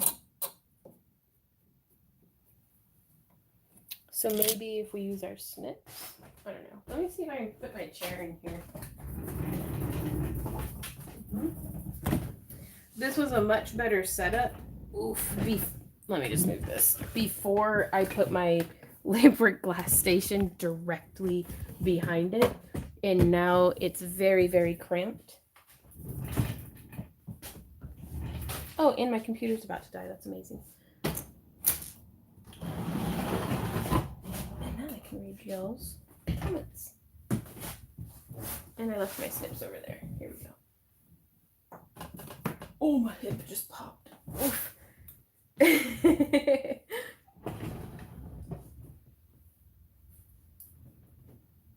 Okay. What do you think? Oh, it's... I had scripted out trying to talk to the people at the DMV. And they were like, you need a letter of refusal and all sorts of stuff. And I was like, okay, let me write this down. Yeah, and y'all are like, oh, you're so organized. No, I'm not. Okay. So, without cutting my flesh off, A normal person should be measuring this. When I say normal, but like somebody who's gonna actually make nice looking jewelry should measure this. And just like all of them were just a little too long. So I'm just taking the tips off. You got poop in the yard? Poop in the yard? Yeah. Shaving that down. It's a lot easier to do this with snips actually than it was to saw it. Oh, I like pooping in the yard. I know you do, baby. Y'all go poop in the yard. We can't. There's mailman out. Oh no.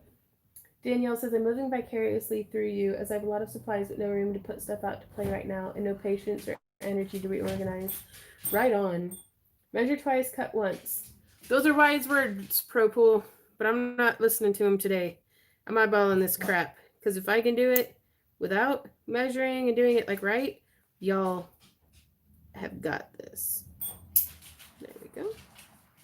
We can't poop in the yard. The mailman's out there. Okay, so this is looking much better already. We can't. Now we can come through. I can actually zoom in a bit. Bye, Maria. Thanks for hanging out. Put your floppy ears away, boy. What? Okay. But did you see the Dremel setup out there? Yeah, you left it in the rain. Oh no. I saw that. I saw that with my wheels. Hey, babe. Alright. Whoopsie. I said whoopsie. Same. No, same. He's just knocking everything over.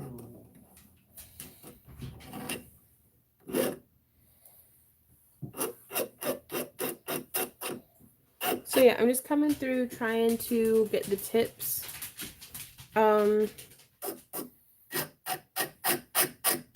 Rounded. Oh. What up, babe? I don't think your roses are gonna last the frost much longer. I know. It's autumn. It's time. It's time for everything to go to sleep for the winter. And I can finally get ahead of the weeds. You can try. I can try. Oh, I did good last winter. Yeah.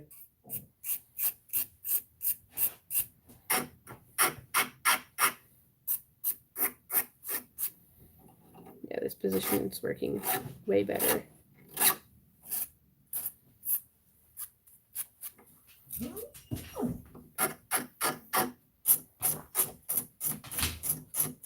So yeah, I've surrendered myself to having a very organic look. Dr. Merriman? No, that's the cat throwing herself around the house. Okay. Right. What is up with those puppies? They want to go. OUT. Whoops. And the mailman's still out there? One of those cars. I have no idea where he is. Mm. Little mail. Mail carrier, not mailmobile. The mailmobile. I like that. My bench height is 10 inches above my bench. I thought it would be too high, but I really like it. Right on. Project showing in chat rooms. Ooh, that would be cool.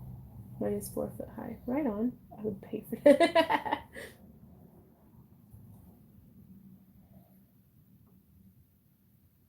Phyllis says I eyeball almost everything. Used to make my husband crazy. Right? What COE is your rod glass? 104. Now, I did have an idea, though, for some of our frit molds to my stubbies, the little short ends, to just cut those up into chunks and put them into the frit molds together and just melt them down.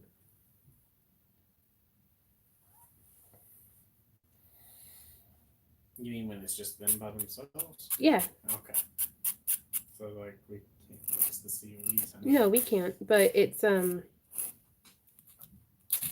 doesn't phase the molds at all to have different COEs in them at different times.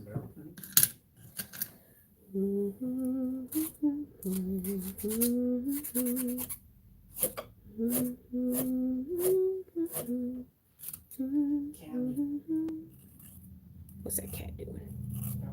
You want to go poop in the yard too? She loves pooping.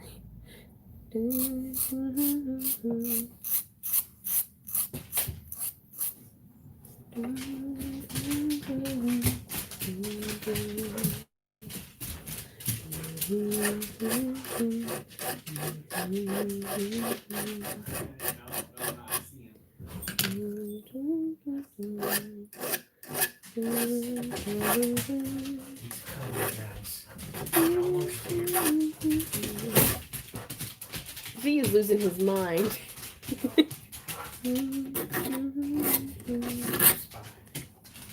Okay, so this side's straight and this one's very rounded. So I'm gonna try to get this side to match. Bye, Phyllis.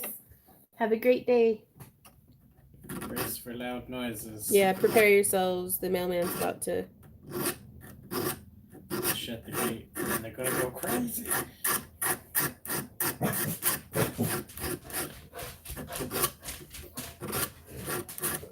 Z.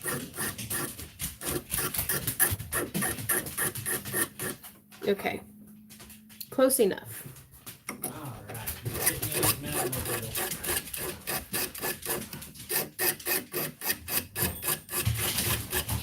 Okay.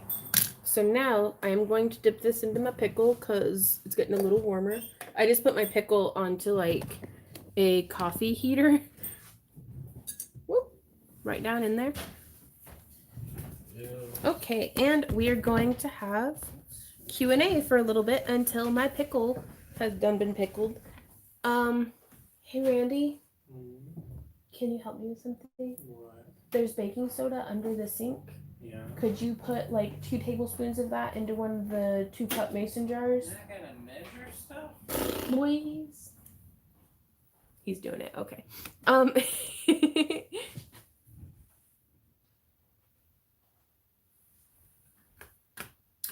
We are trying to actually not have any specifically organized locations on the internet because it's the internet and somebody always makes things complicated. So we don't have any, like, we're not promoting any official subreddits or discords or anything. Do what, love? Do what? 2 tablespoons. Christy says, I need an organization plan. Apparently I can't connect the dots. Help. Well, tell me what's going on. Like, what are you trying to get organized, first off? Purple Plant asks, what is your favorite animal? Chickens. I love chickens. They're like, I don't know, it's either chickens or horses, but it's been a long time since I've been around horses. Like, as a kid, hands down, horses. I was fascinated. But here in my adult life, I really like chickens. I'm very interested in goats. It is a lot to moderate, and Randy and I are currently incapable of like paying anybody.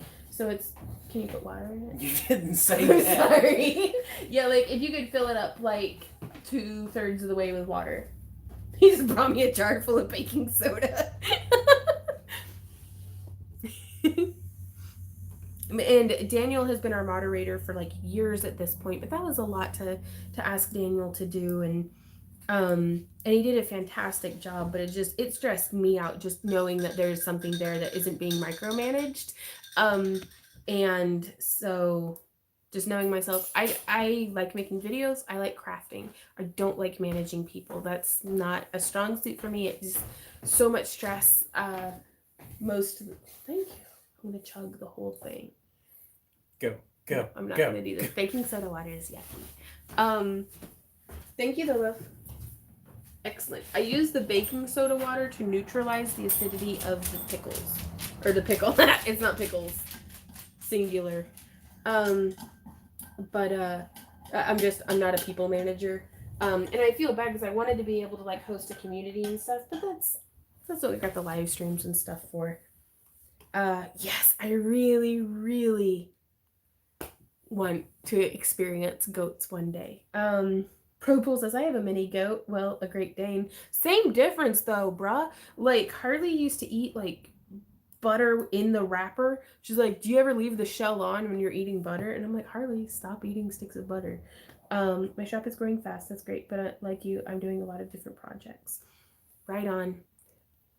It's going to sound very basic, but daily to-do lists. Like have a daily, weekly, monthly, and maybe even quarterly to-do list. That's going to help you tremendous. That helps me tremendously to be able to just get it out of my head and onto paper so it stops. Because three things can feel like a million if they're just doing laps in your mind. So just getting them out of your head and onto paper can help a whole lot. Beth Robinson Donovan asks, do you ever get to Canada selling your stuff? Online we do, but never in person. I've never actually been to Canada. I don't even have a passport. I need to get a passport. You should subscribe to Artists Till Death. They're awesome and very talented. Right on, Tara. I'll check them out. Check out Fair Oaks, California. Thousands of chickens all running around. That sounds awesome. Well, I've got my 8 girls out in the backyard. Can you do a glass cab in the color of gold and purple? If I could find, like, I haven't tried using enamels or like mica powders in glass yet, but I'd really like to get my hands on like some gold toned dichro and incorporate that into the purple because I think that would give that nice like metallic like flash like gold veining through it. Um, but I would like to make some like that. I just don't have the glass in stock right now. Sopa says, what do you do to keep yourself motivated to keep making more and more and more pieces to sell? I just opened my first shop on Etsy and I've hit a bit of a slow spot where I'm not making much. I really, really, really need more money. Like super bad. I'm very, very motivated to get out of debt. Randy and I have dreams on a back burner that are going to take some funding to get up and going and happening. Camp Craft along, and different things. So yeah, and not to like bring everything back to my childhood, but Randy and I both grew up really poor. Like I wore the same pair of shoes all 4 years through high school. And not because I'm a minimalist. It's just I didn't have money for it. And I had my first job at like in ninth grade. So it's like I'm a workaholic and I very desperately like if I'm feeling overwhelmed or um like like worried about bills or worried about our future or worried about like retiring one day. That's something I think about a lot. Is like what on earth am I going to do whenever I can't use my hands anymore? Like because everyone in my family's been riddled with arthritis from like 40 and on. So I'm trying really hard to figure out what am I going to do for income as my sight fails, as my health fails, as my hands fail. So it's like I'm like panicked about money constantly. Um, which is why I'm always hustling for that bread, is because I'm like, I need to make as much as I can now. That way I can, not work until I die. Have you ever tried anything that just didn't sell? If so, any tips for recovering when discouraged? Yes. A lot of our early polymer clay pieces never sold. Um, they were pretty rough. I tried a lot of color, like they looked like jewelry that like kids made out of Play-Doh. I am. Okay. Will you go through and pick them out? Nope. Okay. Where are you going? What? He just left. But what I ended up doing with them, I'm really good at just ditching stuff and moving on. So it was like I was like, that didn't sell. Try something else. Typically, testing out a new craft or a new style or following a new tutorial can do a lot for. Oh, thank you for getting the toilet paper, babe. Thank you. I mean, I can put this off if you No, like. you're great. Trying out a new craft really helps me to like kind of get my juices going again. Trying out new tutorials and stuff. Hanging out with other crafty people online really helps me out. But what I ended up doing with those older pieces was using them in giveaway grab bags where I had some of my nicer, newer pieces, but then I like kind of snuck in some of that old stuff. I've used them to, I still have, y'all want to see some, I'm going to show y'all. Let me go over here real quick. Y'all will not believe what I found the other day, okay? Like, which I needed to have been working on some glass eye projects that have been sitting in my to-do drawer for ages.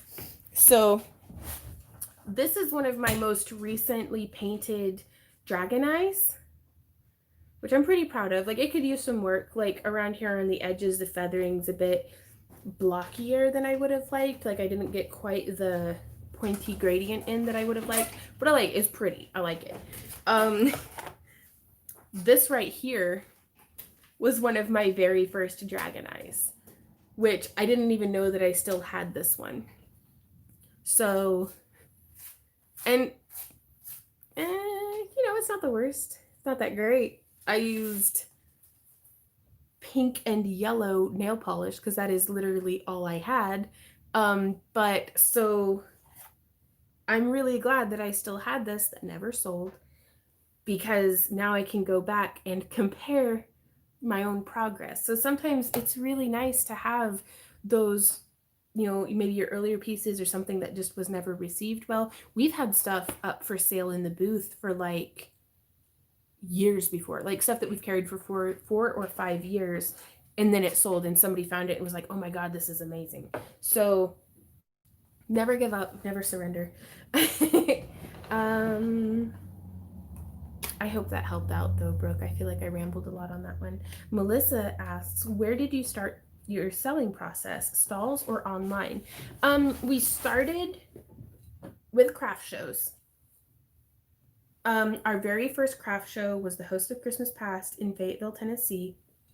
We were set up on a 6-foot table in like the very back of the art center, and it blew our flipping minds because we made like $500, and that was more than what Randy and I made in our 2-week paychecks, working like full time. And we were like, we just did this in a weekend for like a $30 booth fee. Like, now granted, that was pretty exceptional. There is nothing like holiday season sales, and it was just, yeah. So for about a year while Randy was still working, because the store that I had worked at had closed down, um, and so I was trying to do the business full time, while going to online college, because like we had like one vehicle that could barely make it around town, so that was kind of the only option I had at the time. And we were doing craft shows, and it's like we did not have a lot of money at all. Like minimum wage at the time was like $5 something, so that's what we were living off of, was Randy's wages. And so we were only booking craft shows that had, like, the most expensive craft show we did that year was a $50 booth fee, which we made $7. Like, we didn't even make, we sold $7 worth of stuff at that show.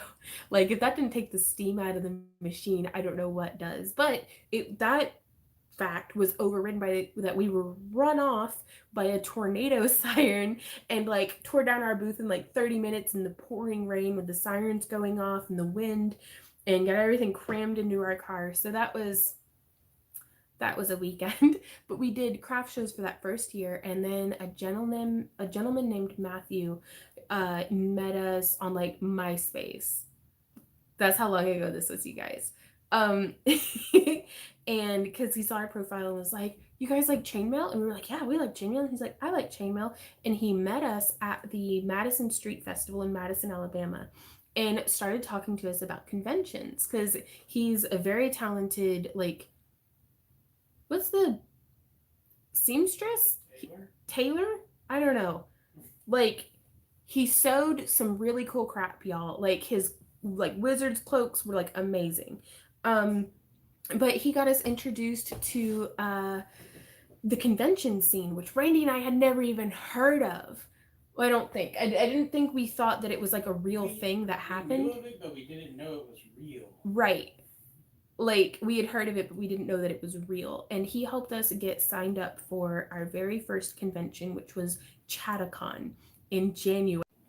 In January in Tennessee, and which anybody who's ever done a craft show circuit after Christmas, there's no shows, like period.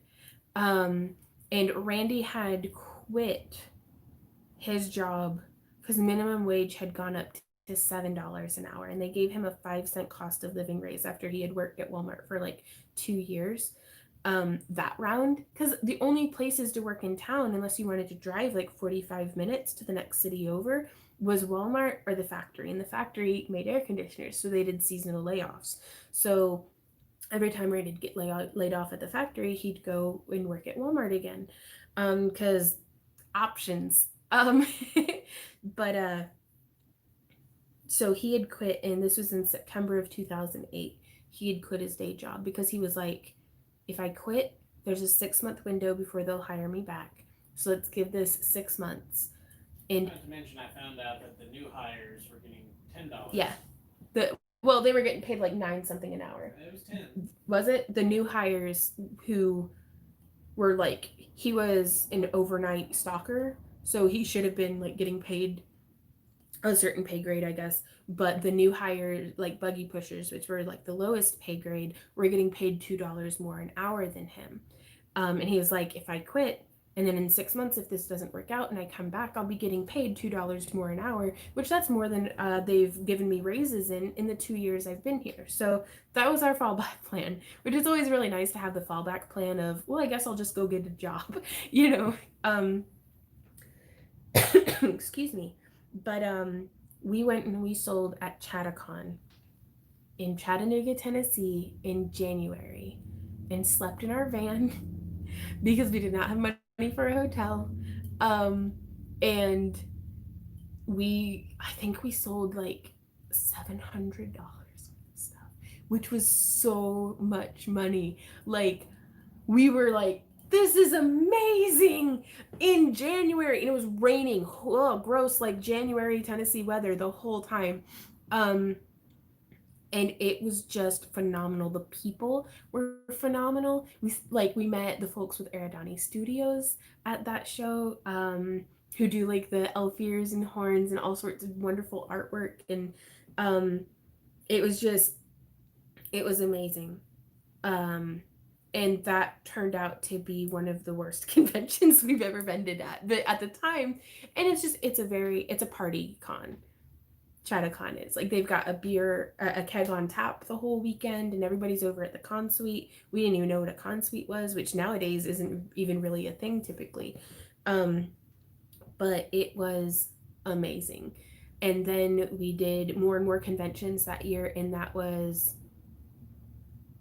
back in 2008 and 2009. So, and we haven't had to get day jobs since then. There was one winter that Randy went and got a factory job outside of the house because conventions were bottoming out.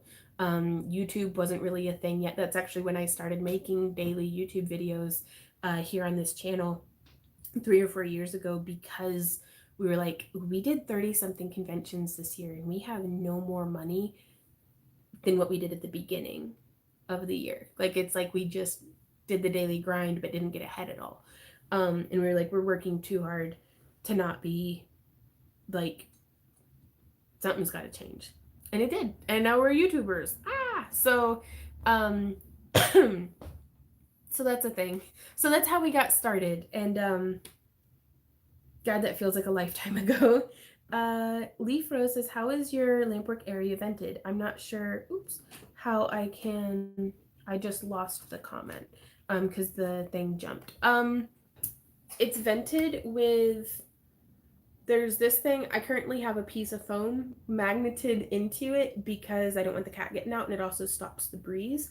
But it's attached to some like duct, I think is what it's called, and there's an inline fan attached to the end of that sucks out, and it moves like over 1,000 cubic feet per minute, and ideally I'd have a little bit more of a hooded area and it would be down a little bit more, but this is what we're working with. So hey Kelly. Melissa says that's so awesome. Thanks for sharing your journey. Well, thanks for asking. I hope that it's helpful to you guys because it's like Randy and I didn't have two pennies to rub together, and we were in a small town. And I've always grown up in like rural Appalachian Hill areas. Like I lived in Adams County, Ohio, which at the time was the lowest per capita like income and highest rate of meth labs in the state. So yeah, so the fan is outside. There's actually I have some more information about that on our toolkit if you actually want to see the setup and like pictures of it and stuff. So Randy and I have always kind of lived in depressed areas where there's not a booming economy, but it's super cheap to live there. Like it was really nice to be able to pay like what was it, 400 a month for a two-bedroom townhouse. Granted, it had avocado green and harvest gold appliances, but we could afford to live there. And so we would live in like podunk rural Tennessee, which is where our hearts are, and then go and sell in like Baltimore, Maryland, where people were dropping 20s like they were fives because their rent is like three times as much as ours and they just have a higher standard of living, or rather, higher cost of living. Um, so, get out, Adams County. I lived there when I was little. Are you shitting me, Stephanie? I lived in Peebles, Ohio. Like, actually, okay. TMI moment. I lived at Cedar Trails Nudist Retreat in Peebles, Ohio, which was amazing. It's like the Shire. But that's neither here nor there. But yeah.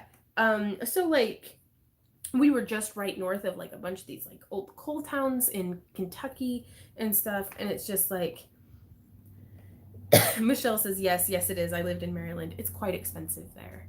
And so it's like granted people get paid more, but it also costs more just to exist. So we like living where it's cheap to exist. I lived in Woodstock, Georgia and have Section 8 and food stamps. So I know how it is. Right on, Tara. Yeah. And it's Judith says I'm from Baltimore. It's beautiful up that way, but I can't afford to live there, y'all. Like I don't know how y'all folks do it.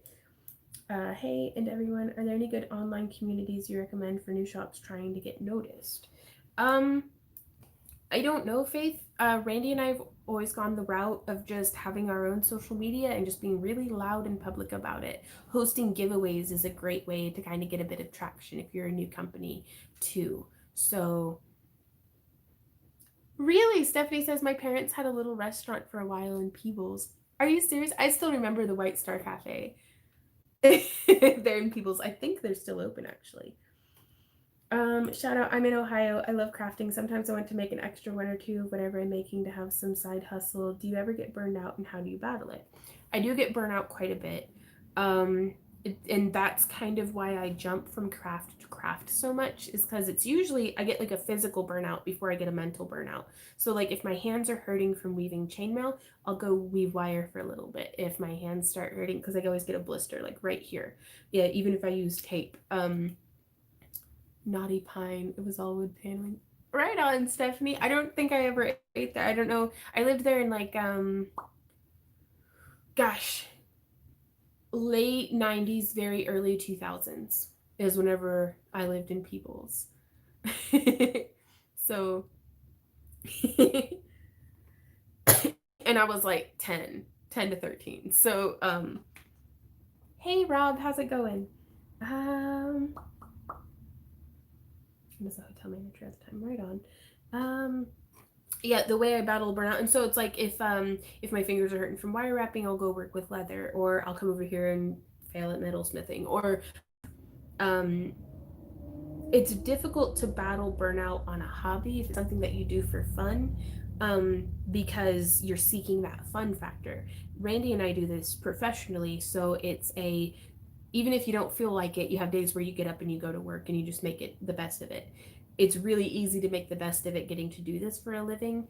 Um, and so, but we treat it with that mentality of this is our job, this is what we do, whether we feel like it or not. And I'm just very fortunate that I get to work with a very broad spectrum of what do I feel like doing today? Because there's some stuff that we have to do every single day, and that's run the fusing kiln. and just different things with like the molds and things like that. So it's I battle burnout by hustling for money. It's basically, what we have weekly shop updates that we have to make product for. We have monthly auctions that we have to make product for. So very, very, very goal oriented. And I'm just like, let's got to make stuff for this. And it helps too that Randy's always got my back. And if I'm just super lacking in motivation, he's like, let's do this project or let's do this or that. And also sometimes you just have to take a day off, and I know I don't do that as much as I should, but it's sometimes doing less now will help you to do more later. So there's that as well. By the way, I'm prepping and canning Cincinnati chili while watching it. That sounds good. Hey MK, that actually sounds pretty tasty. Kelly said I'm working on a Tunisian crochet stitch. Right on. Tara says, have you ever done painting? um I really like painting with watercolors, but I haven't really done any like actual paintings with like other than like painting stuff or costumes, which I guess is technically painting. But I haven't sat down and done like an acrylic painting or like an oil painting or anything like that. I'd really love to tackle some Bob Ross style stuff. I think that'd be a lot of fun. Um, but it just seems like it really takes, from an outside perspective, it takes a whole lot of very clever and specific marketing to actually sell paintings. And so that's something that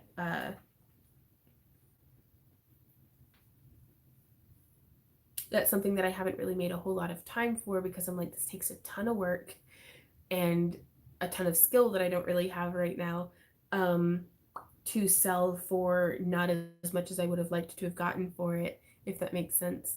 Um, I still think oil paintings all look lickable. The museum was not happy about it. Oh my gosh, JB. Oh, Giselle asks, what were you making with turtles? I'm making a little bezel for a teardrop. Hey, pretty kitty. Oh, my little love. You're so good with your little ears. Yeah, you're a good girl. I love you. She's just. Oh yes, it was shore leave, wasn't it?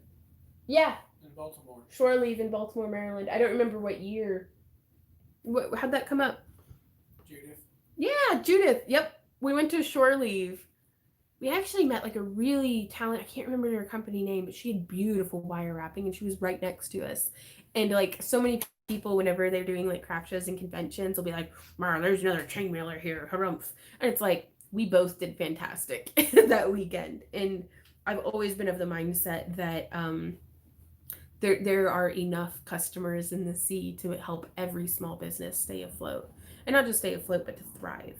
So come to Tulsa for a break and some mango rum. We found our camping option for November, but we're looking for a camping option for December. And I was thinking about going back down in crystal mining in Hot Springs, Arkansas again. Um, because last time we went, it was like July and that was miserable. So I figured we'll go when it's cold and miserable. But I didn't know, like, does the ground freeze down there? Because, like, Yes, the ground freezes. well, they're like 5 or 6 hours south of us. Yeah, I know. And is it frozen by December? I think we may have to maybe miss December and January. I don't know. We'll see. I really want to go camping in the cold. Victoria says, hi, Yvonne. I enjoy watching you craft because you do variety and leave them over. Oh, well, thank you, Victoria.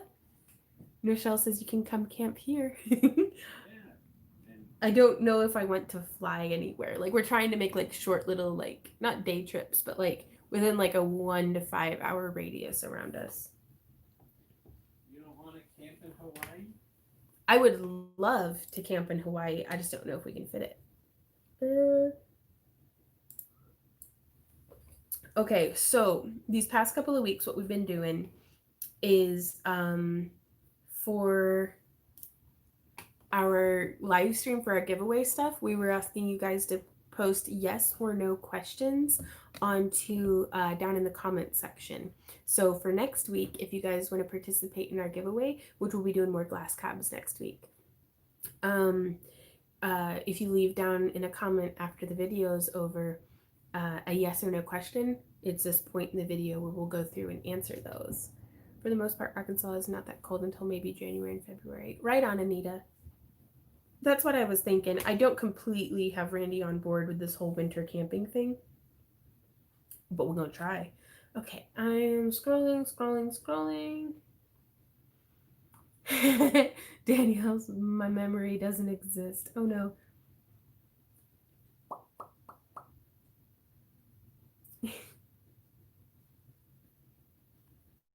And we already answered Lily Rose. Oh, Holly, I'm so glad you like my hair. Deb says, I hate how work intrudes on your live stream. That's fair. Um, and also, y'all can ask some yes or no questions here too, just in case. Uh-oh, am I not charging? Ah, down to 10%.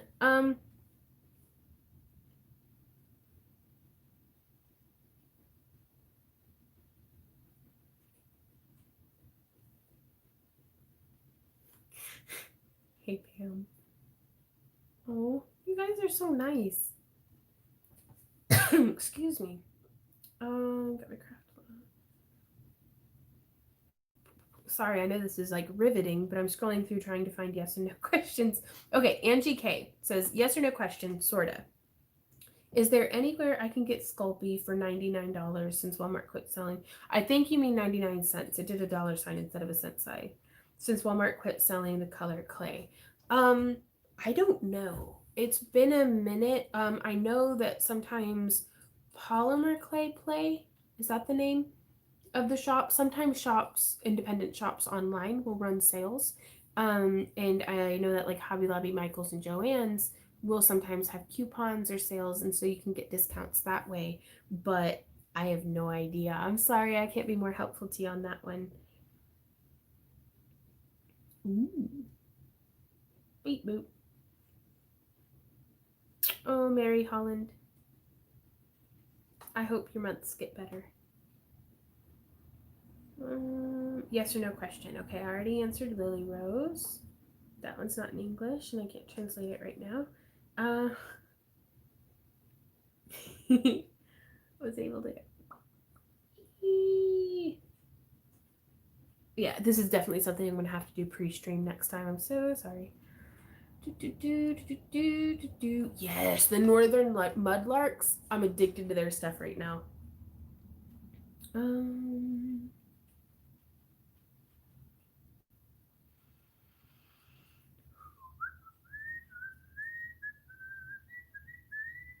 Wow, we had a bunch of comments on here.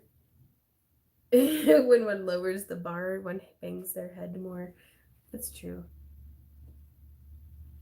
Yes or no question by Fern. Have you ever tried any craft that you were not good at? Have you ever tried oil painting? You seem so talented that I cannot imagine anything you would not be good at. Thank you, Fern. I have not tried oil painting ever, actually. Um, hmm. There are a lot of things that I tried that I'm bad at. It's there aren't a lot of things that I've tried that I didn't like though. And typically, if I like something well enough, I don't even care that I'm bad at it. I'm just having fun. Uh, Usually, what I run into are there'll be crafts that I never get past like a very basic level. Um, but I feel pretty okay with that. Um,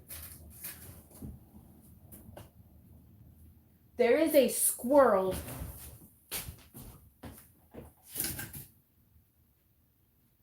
Randy? Yes. There's a squirrel in our fan. Well, it would be a bad time to turn it on, wouldn't it? Yup. You can just stay outside, little buddy.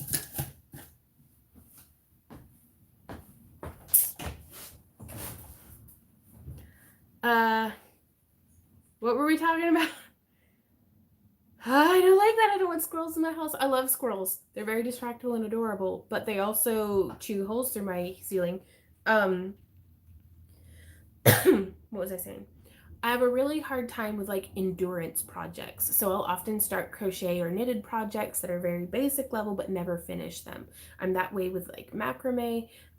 So it's like I have a hard time sometimes with actually completing projects, but and I can't think currently of anything that I've tried that I wasn't just like in love with, and in which case I liked it so much it didn't matter how bad I sucked at it.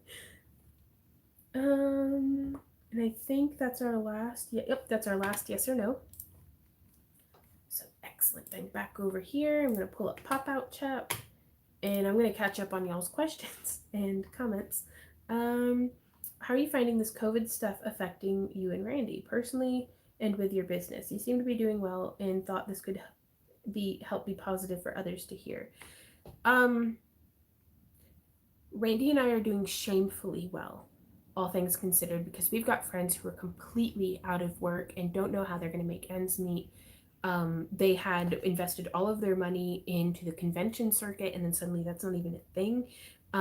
Friends who have built their careers on vending the Ren Fair circuit, again, not a thing. And Randy and I have been, it's been very fortuitous that we had started doing auctions whenever we did. We only had 2 conventions booked for um, this year. So, like, and we were able to just get those rolled forward. That was Anime St. Louis and Dragon Con. Um, we had our van paid off and it broke, but we were able to.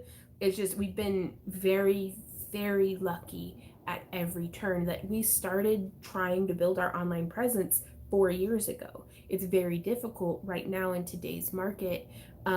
Everybody with a company is trying to establish an online presence, and it's slow going. Like, it takes, like, if you're starting your online business, and it's 6 months in and it's not really building any traction.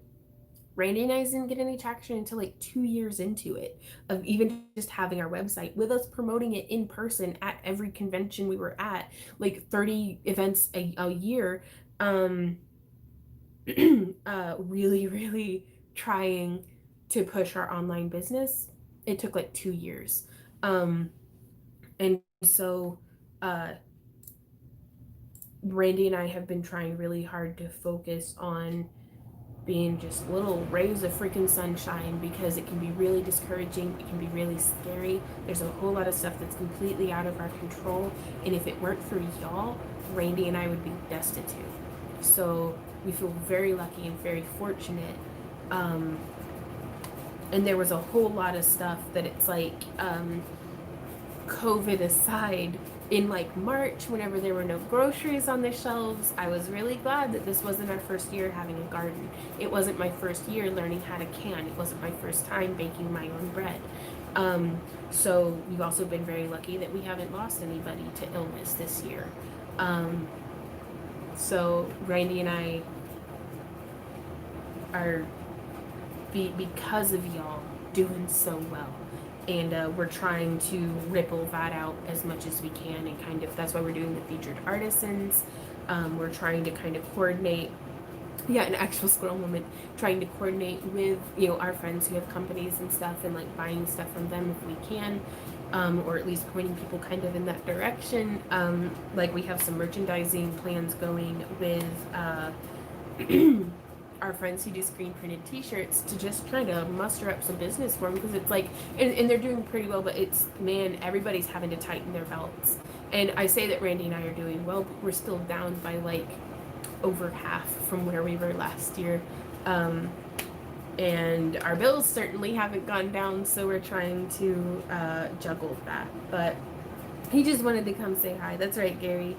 Do you ever use paint markers on your glass caps? I have, but it's not my preferred method. Mostly because I'm not very good at it. Maybe if I had some finer tipped paint markers, but not all paint markers stick to glass very well, like, if that makes sense.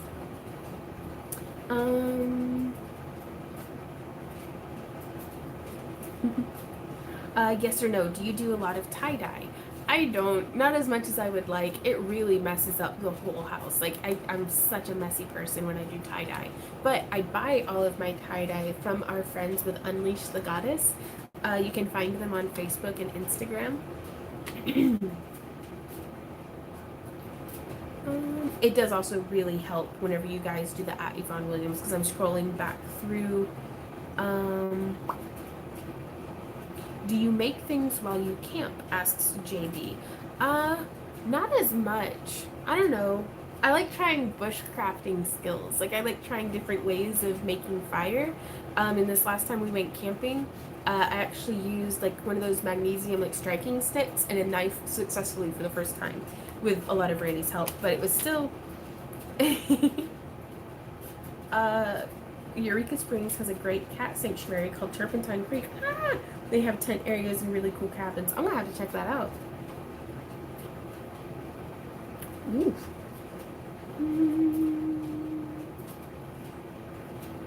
Okay, scrolling down. Oh, well, thanks, Maya.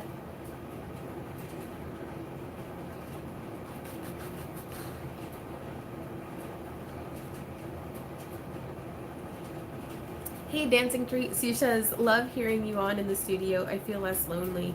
Amen. And that's something, that's been the biggest thing, y'all, with like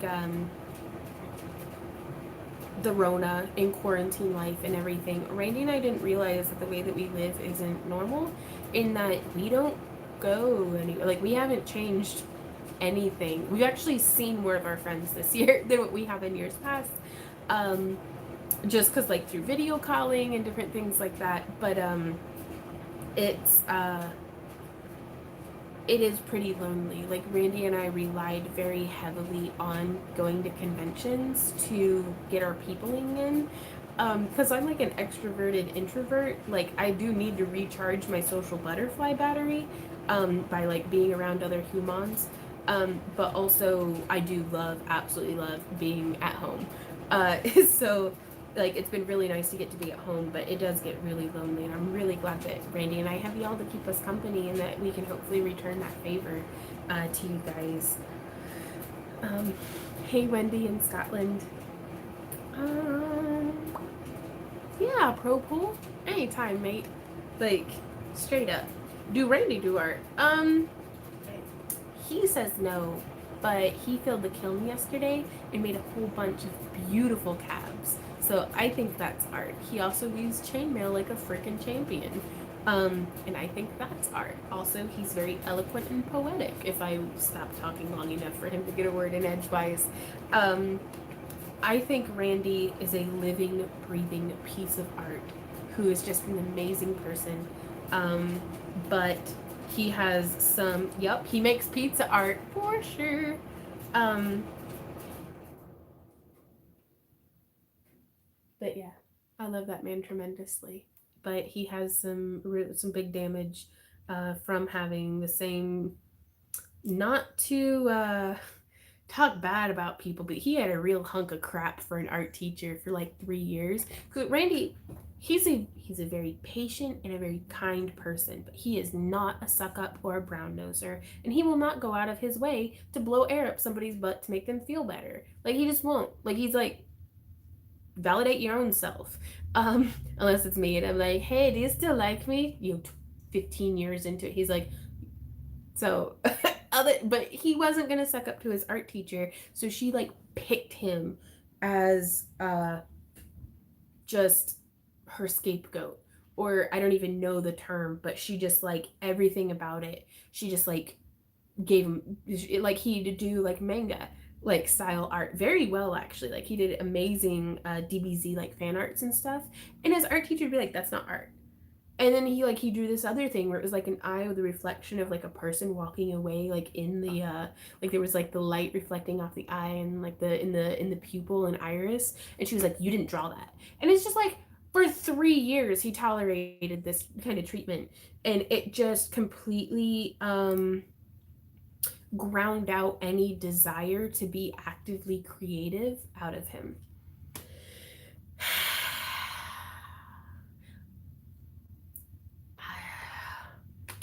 I'm just holding in a whole bunch of rude things that I, but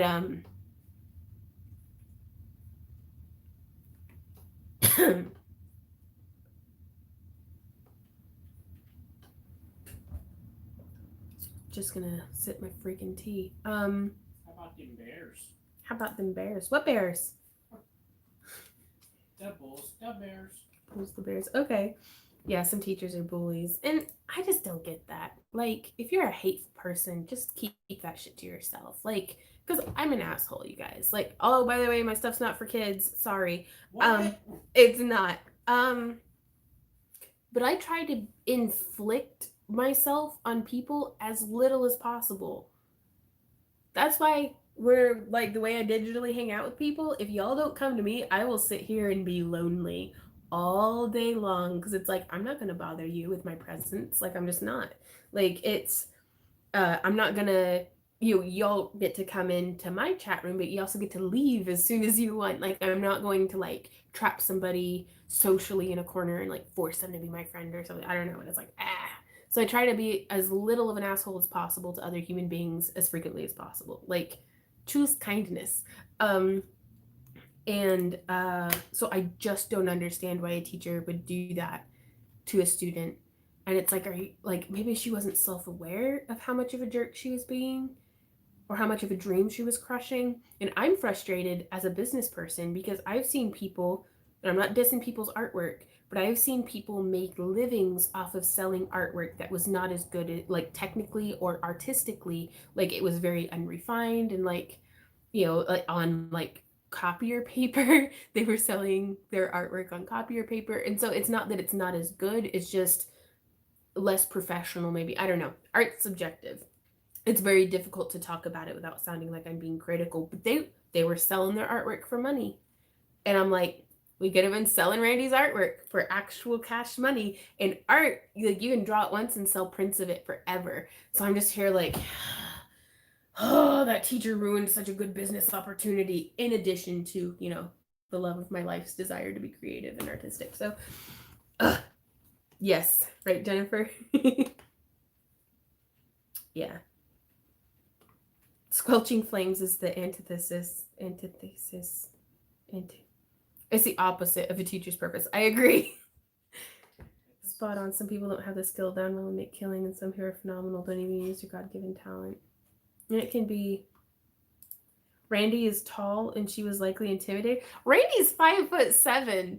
Not to, not tall. he's not to be dissing him, but that's not. I didn't think that was particularly tall. Like most of my female friends are taller than Randy. Ooh, I like him short and stubby though. Like, Thanks. sorry, no, I love you, baby. God, why do I talk? Short and stubby. Well, the heart wants what the heart wants, honey.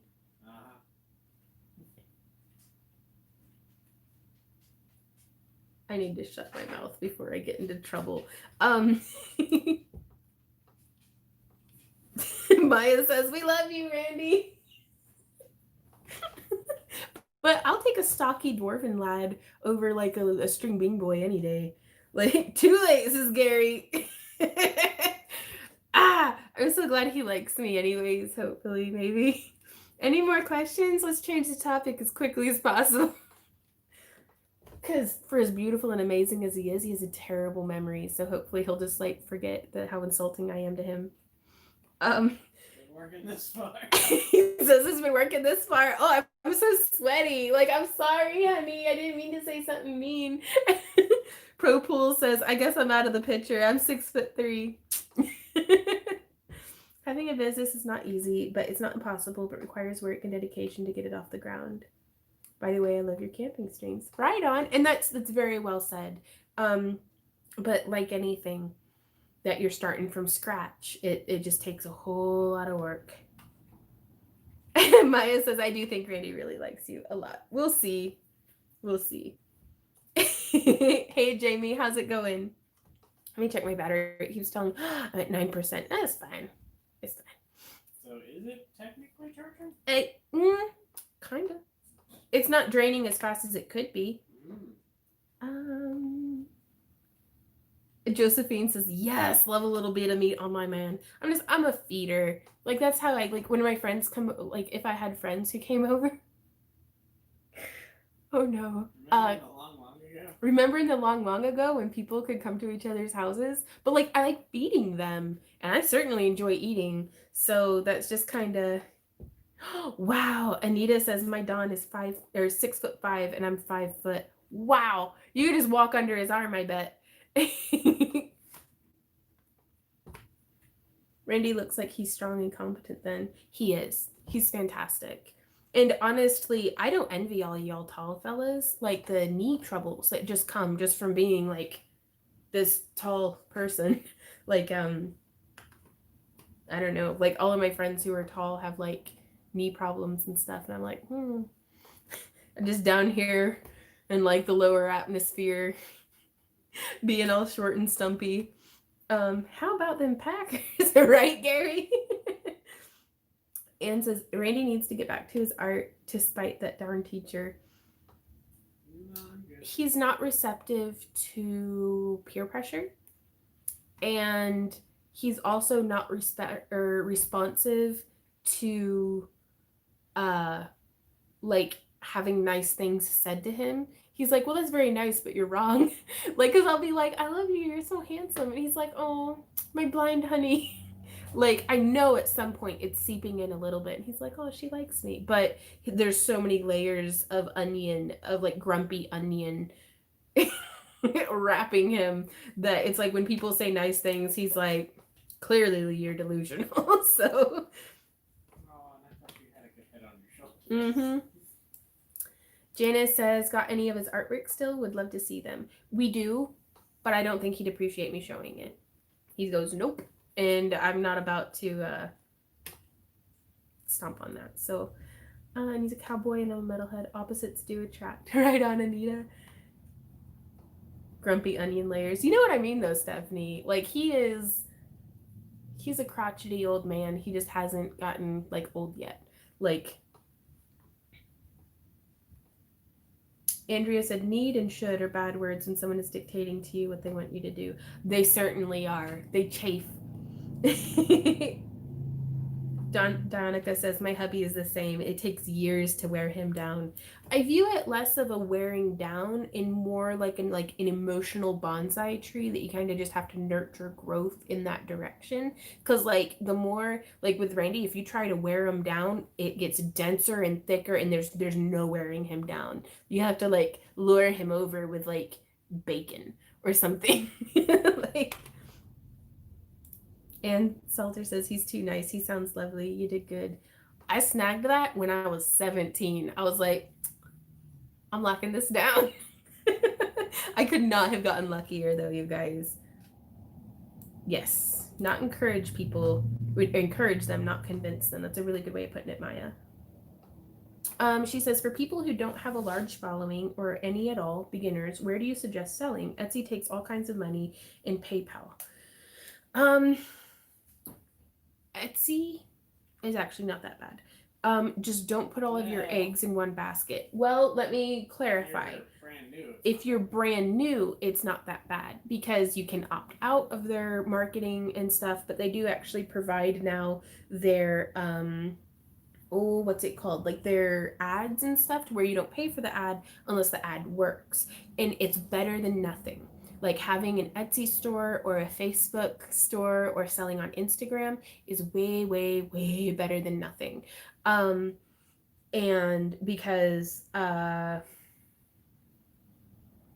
I'm like thinking and trying to not hurt myself while thinking. Yeah, right. Completely lost my train of thought. Yeah, having some sort of store is better than nothing, but I also highly recommend you can set up a Weebly store for completely free. It'll have like for the longest time, our website was backtoearthcreations.weebly.com, but we weren't paying anything for it. And it gave us an opportunity to try out different formats, to become slightly familiar with having a web presence. And for the longest time, even though we were paying to have we had bought the domain or whatever, so it was just backtoearthcreations.com, we still just used that website as a hub to then redirect people. If they clicked on our shop tab, it took them over to our Etsy. If they clicked on our gallery, it took them to our Instagram. If they wanted our about, it took them to Facebook. So we used it as a hub because on our business card, it just looked a whole lot cleaner and much more simple to direct everybody to one spot. So you could do a WordPress, you could do a Squarespace, I say Weebly because that's what Randy and I have been using forever, and I am very slow to change apparently, except for when I'm not. Um, but About 15 years so far. yeah, but and it also looks a little bit more. People can remember a website like roosterteeth.com or backtruthcreations.com or worldofstrange.com better than they can remember a link.tree and then some numbers. So having that website name branding is so much. Weebly does have a free option.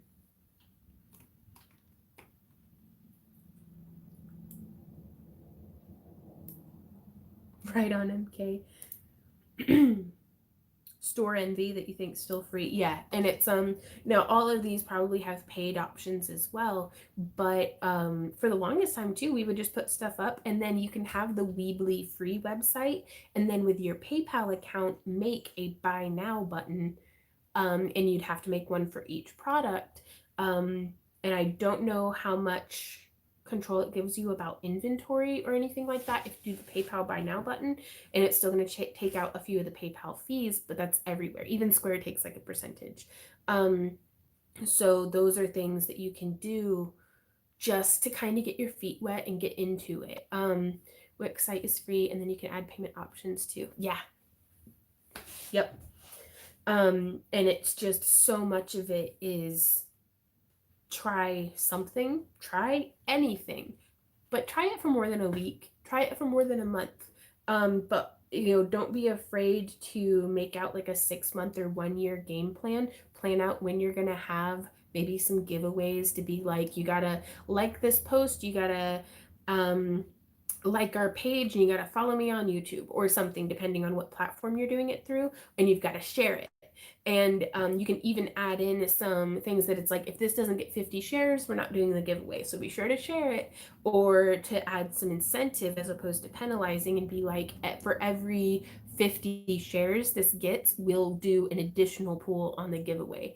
Something that's great to give away are coupon codes to your store, because it doesn't actually cost you anything to generate a coupon code. Like, it's not costing you anything unless unless somebody uses the coupon, and even then, if it's a well put together coupon, like let's say 10% off,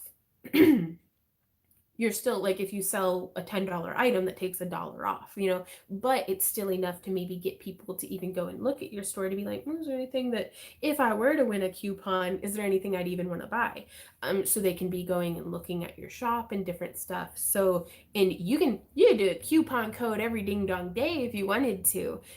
It's just how much time and energy and effort you put into your social media marketing and different things like that. You're going to be getting direct results. And I've always learned, I never pay for ads. I do not pay for ads. I just do the footwork and hope for the best. And I try to learn as much as I can about SEO.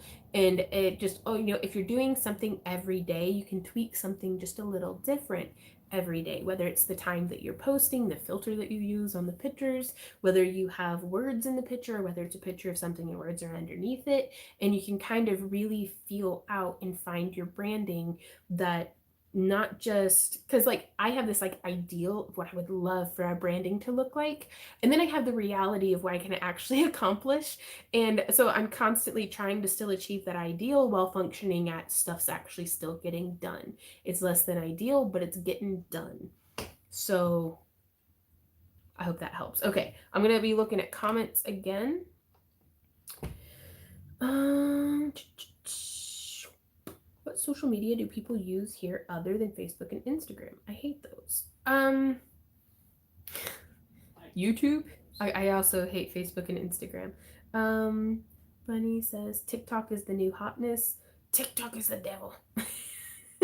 TikTok makes me dumber every time I look at it. Just my attention span, like both of my brain cells, just get more and more emaciated every time I'm over on TikTok.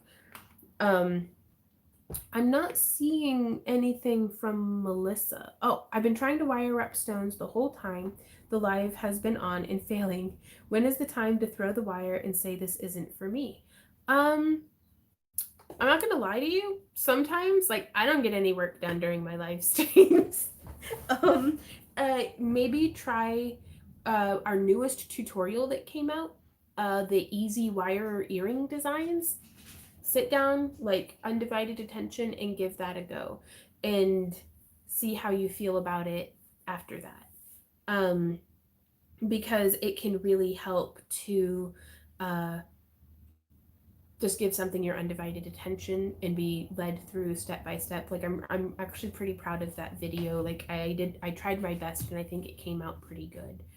Um as far as leading you through step by step, you can turn the speed down. Actually, y'all, this is something that I found out about. You cannot just, like, you don't just have to speed up tutorials in the settings, you can actually slow them down a little bit more, which I sound like a drunkaholic person whenever I'm in like quarter speed, but you can slow it down and watch things happen very slowly. You can rewind it and go through it again. But if you gave up on the first day of walking, where would you be? You know, if you gave up on the first day of riding a bike or driving a car or playing an instrument, where would you be? If you gave up in the first year, where would you be? And that's the biggest thing, is like, don't let it's never going to be as hard as it is right now. It's gonna keep getting easier. You're gonna keep getting better. You're gonna keep learning. And so please don't get discouraged. She says, let me see. Um, I'm deep in money with all these great stones without holes and crap. Can't crap a one. That's that's stressful. It is. That's about how I'm feeling with my metalworking stuff. Is it's like, oh, I thought I'd be better at this. Oh God. Um, beads don't go bad. You can try doing some wire wrapping straight wire, kind of get your bearing a little bit more. A lot of times, I'm experiencing this with the piano. My hope of what I'd like to play is like up here. My skill of what is actually achievable is a lot. It's much farther down the staircase, and I need to baby step my way up to doing this project or to doing this song, because the one that I was trying to do is like way beyond where I'm at, and it is frustrating to try to play right here. Whereas if I went back and just like honked out some Mary Had a Little Lamb for an hour, my feet, like, I'd feel a lot more confident in my ability to make noises on a piano. Same with wire wrapping. If you're diving in and your first project is like a 5 core wire, weaving with like a 3-layer bale with like a slippery undrilled stone, bring it back and I can just make some spiral earrings or like a spiral link bracelet with just plain wire. Like, because that's going to build up not just your confidence and your feeling of accomplishment, but your every moment that you have your hands on that wire, you're learning something. Mary Hart asked, did you ever get your Glowforge either fixed or replaced? Y'all, I'm such a bum, Mary Hart. It's still sitting there in the darn box. We were supposed to do that today, and then I slept until like noon. About that. um Iris says, I'm glad I already have wire and I just found chain of glass beads that look gorgeous in the sun. Ooh, you're well equipped. We're at 8%. Okay, we can still keep hanging out though. Iris said, that video inspired me. Right on. Bunny says, it's not fair for everyone, but it's a neat format to connect with other artists in your craft. I think I missed something on that one. Itsy bitsy. Yep. Giselle. But I mean, I felt like clever AF whenever I was like, oh, I'm gonna do like this, because I was having such a difficult time getting them to like be the same on my pliers. Gary says, I have watched your corset tutorials so many times and I still continue to learn something new each time. I'm so glad to be able to be helpful to you, Gary. I was really proud of that video too. Like, I actually like stayed on topic and made a corset. Beth asks, what is your favorite stone? Probably labradorite. Now, don't get me wrong, I've never met a rock that I didn't love. Like, I can have fun just sitting out playing in my gravel driveway. Like, I love just rocks in general. But I absolutely love labradorite. I'm actually really feeling like blue lace agate here lately.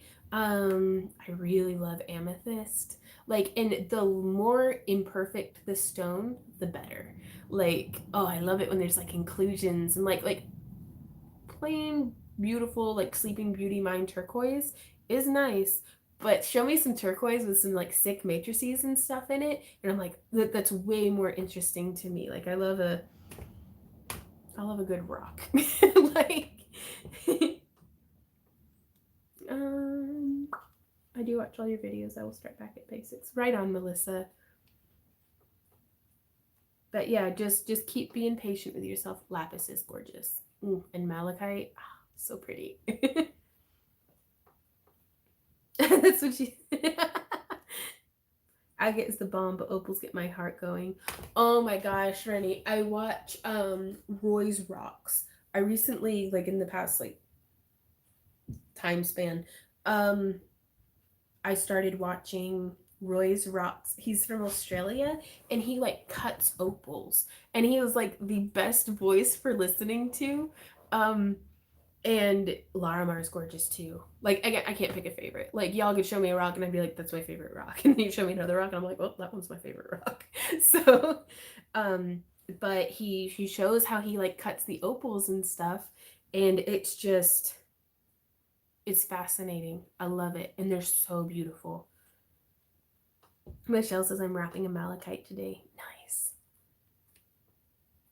Russian chrome diopside. I have never even heard of that, but it sounds amazing. I have stones that speak more to me on different days. No one favorite anymore. That's a really good way of putting it. Turquoise with the matrix showing it's beautiful. Yup. Moonstone's gorgeous too. Anything with that rainbow flash is like, Roy's Rocks. Is that correct? Yep. Like, I actually think I found him because he had followed along with one of my tutorials. And I don't remember if somebody sent it to me or if I just found it or what. Or I think he commented maybe. I don't know. I wish I had a better memory about these things, but I started watching and he did an amazing job on the wrap too. He's recently followed along with an Oksana Crafts tutorial and he nailed that too. And of course, like most artists, he's very, very hard on himself, but I sent him like a box of wire. Because I was like, hey, do you have a PO box? And so, because just looking at the tools that he was using, like the wire wasn't doing him any favors. Like, I was like, if he could get his paws on some parawire, I bet, I bet he'd have a much more, like a much easier time with this. Um, which is my tip to every single wire wrapper on the planet. If you have not tried parawire, not sponsored, um, try it because like it can be so frustrating on your first Nightbot is a robot, yes. Like it's like a digital robot. What's that? Like is that a thing? AI. An AI? It's the future. Sorry. That's so super cool. Um but yes, Parawire, then you're already a step ahead you're already a step ahead of people who are not using Parawire because it's can't afford the import charge to the UK. Gotcha. And also, just to let y'all know, we do ship our 30, 40, and $50 kits internationally. Like we've actually been covering the fees, like the import fees and stuff to get to Canada, which has been like, oof, because that's like $8 per package. But there's Parawire in those kits. Oof. Yeah, Melissa says gemstones are so expensive here in Australia and cost so much to import. It's rough. I use stainless steel for wrapping sometimes. Is Parawire better? I don't like copper filling. That makes me nervous. Right on.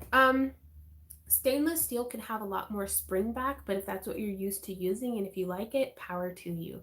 I really like Parawire. It is copper core, but oh, I don't know where my necklace is.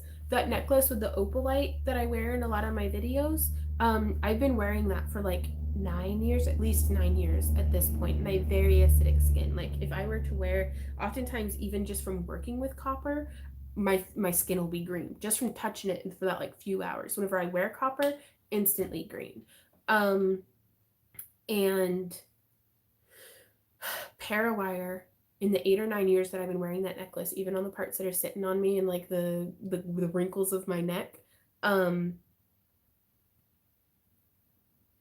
was I talking about? Hasn't turned me green. And so that's why I'm like, in my experience, Parawire rocks. They also do have some silver filled. And then they've got like bare copper and stuff as well. But and I really like using their natural toned antique copper and vintage bronze. Are very they're coppery tones, but they just don't tarnish. I think peeps in Australia can get Rio Grande wire. Yeah, but shipping's still expensive just about everywhere though. Yeah, Maya. Um, yeah, Lydia says do polymer clay instead of gemstones. One has videos, and there are alternatives, and I actually really like making resin polymer clay in here recently. Roy's Rocks. I don't know if I mentioned a different. Oh, Oksana Crafts, I think was the other name that I had said. Yeah, nobody wants a green neck. Um, isn't bare. It isn't bare copper then. The green means the body is acid. Pretty normal with the diet people eat these days. Yeah, I've been using glass also, which has awesome color. And I used to, for the longest time, I was like, nah, gemstones only. But then I found out the process that goes into actually making glass beads, and they're an art form in and of themselves. And so I really like using glass. If you have a green neck, you must be a pregnant V for visitor. What? I don't even know what that means. I don't know. Alkaline is the preferred, but that means no wine, so bring on the green, right? What gauges of brass do you recommend for pendants? Um, I haven't used brass wire, um, just because it seemed very stiff in the experience that I'd had with wire, for making chainmail rings out of brass. But the gauges that I use the most, and you can see all of this information on our curated toolkit as well. But across the top here, you can see, hopefully, we have our 16 gauge, and these are all American wire gauge. So 16, 18, 20, 26, and 28 gauge down the on the pegboard. So I also sometimes will use 24 gauge, but that's a little hard on my hands. Um, Parawire brass wire I think is copper filled too though. Yeah. Um, a lot of them are. But Parawire also has other base metals, and they also have like some memory wire and stuff too. Like they've got a fantastic selection. If y'all want help with customs charges, I can give y'all my email to help if you like. It's weird. We have so few Canadian residents now that we just cover it. You never watched V, the sci-fi series? You don't agree? Don't you agree for practice, Vaughn? Home improvement store, cheap copper wire. Um, yeah, that is an option, Lydia. Again, I just buy from Parawire. It's so much less work having to reclaim the wire. You have me wanting my memory wire too. I watched one of your videos last night. Right on. It's been a long time since I've messed about with memory wire. I think it's time again. Do y'all want? Okay, I already read that. Do you coat after oxidizing? Um, I have used products like Mod Podge hard coat and polishing compounds like Renaissance wax, which is a microcrystalline wax polish. All of them wear off. I'm actually going to be doing some tutorials hopefully in the future. Oh, I've left this in my pickle this whole time, y'all. Ruh-roh. It's gonna be good and pickled now. So I'm just kind of in here and I'm picking that up. Woo! And I'm dipping it in my baking soda to neutralize the acid.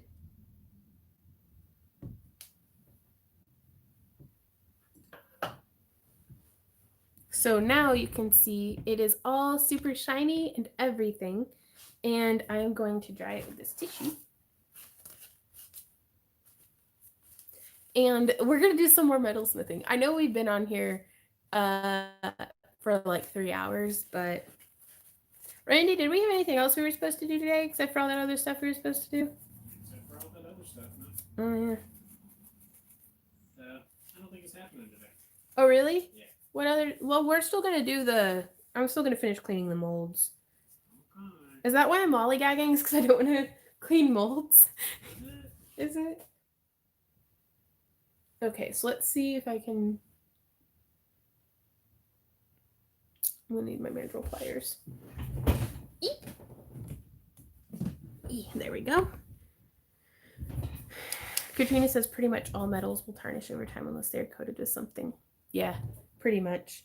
Now what I was thinking about doing is on the backs of some of these, if you're able to, like, on the back of some of your metal pieces, just do like a layer of moleskin or something, like, just to keep that much bare copper from touching your skin directly. So, well, it's my phone is down to now 7% battery. So it is charging officially slower than what it is draining. So I'm just getting these guys in the little turtle head into the pliers and folding it around. And that way we have our little bail. And I'm going to come in here and I just want to make that touch. There's good touch and bad touch. Ooh. And I'm going to overbend just a little bit because I really, really, really want to keep that touching. Like, so that's our little bail.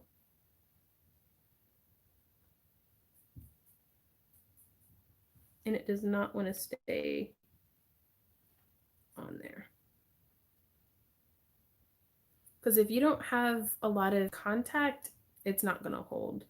And we don't have to solder this, I guess.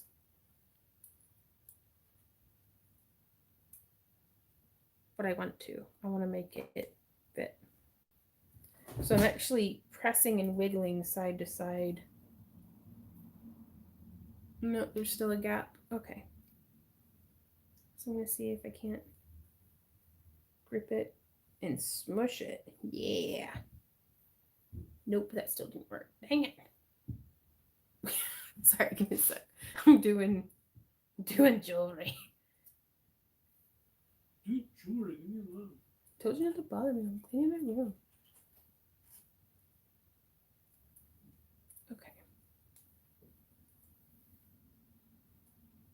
So I've made a little bit more of a little like surf. You can't see what I'm doing. Okay. It's the beginners. I find that I really nick up that kind of wire. Enameled. Yeah. There's another product called Boom Tool Magic that actually coats the tips of your pliers to make it a little bit easier to grip. But a lot of that will come from practice, like just getting better at that. Might try to put it in a vise while you solder it. Quite possibly. I mean, that is a good idea. That is a good idea, but I try to have it already basically as snug as it's going to get. Okay, there we go. So we have good connection now. Like that. Our little turtle. Okay. You ready to set some stuff on fire? You always know what to say. Hey, Christina Honeycutt. I can't get tool magic shipped to me. Oh no! Gosh, that is rough. Okay, we have.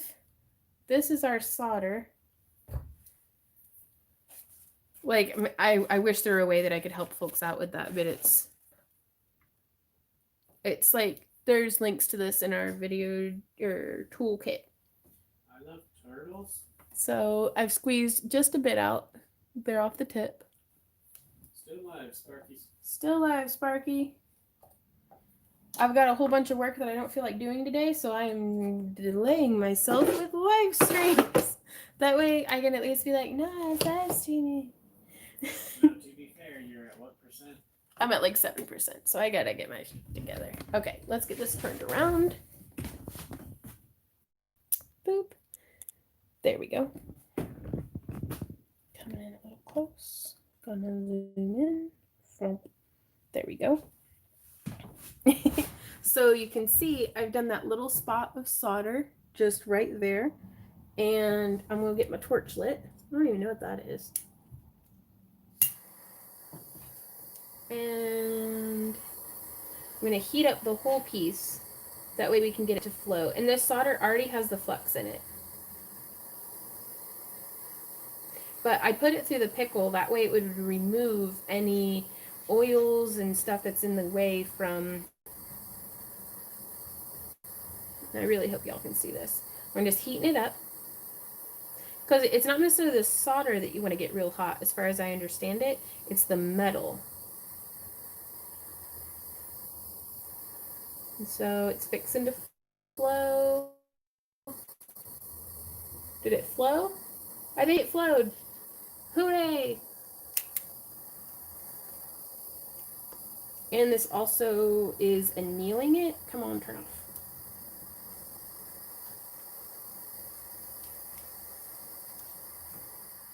There it goes.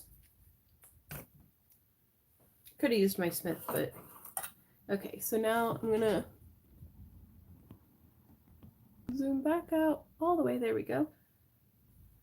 Why is there so much stuff? So much dog fur. Okay, very hot. So I'm gonna quelch. Oop, I dropped it.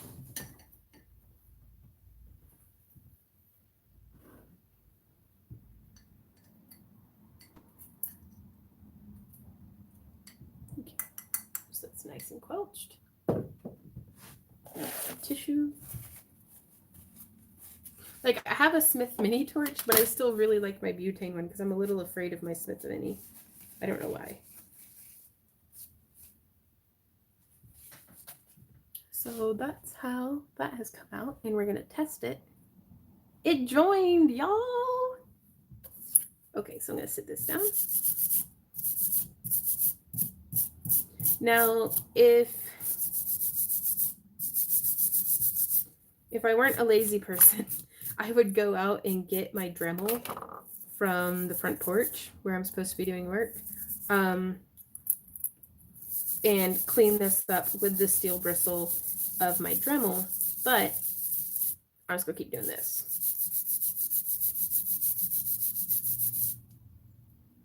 You can see that scratching it up real nice.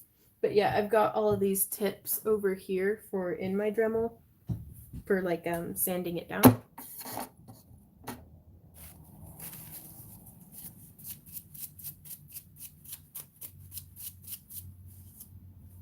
And I actually think I want to kind of leave that flame tarnish on there. Let's take this back over. Quenching cup. It's a little chipped up teacup that I use specifically for this. Okay. Oops. Yeah, it's a little snug over there.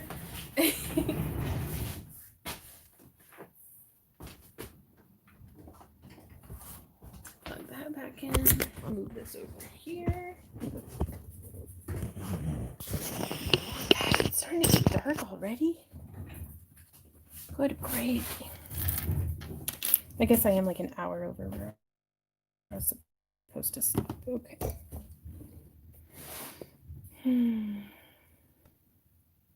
Okay. So now from here, this is going to be how that sits. But I'm going to need to like glue it down. So we're going to whip out our trusty T1000 or B7000. Or Z9000. I'm just going to do a glob of it. I hope it's still. Oh yeah, I never miss how this stuff smells. And I don't want to do too much because I don't want it globbing out the sides. But get in there. So I'm just going to take this and set it. And actually make sure it's positioned well.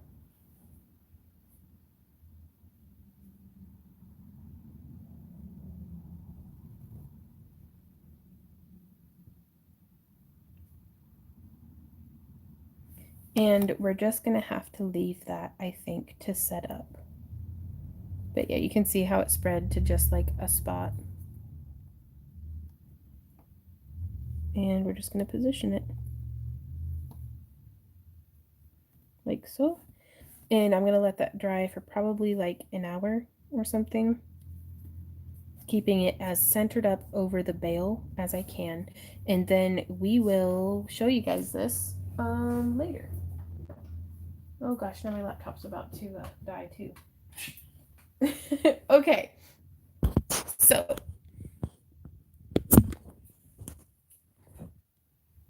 on that note, thank you guys so much for hanging out with us. We will see you in Saturday's exclusive stream. I think I'm gonna let you guys go. Looks even more like a turtle. I know, Jennifer, I love turtles. But be sure to sign up for our newsletter and go buy stuff in our shop if you're into that, and all sorts of stuff. So we will see y'all next time, and thank you so much for another wonderful stream. And until then, until next time, y'all, happy crafting. Bye.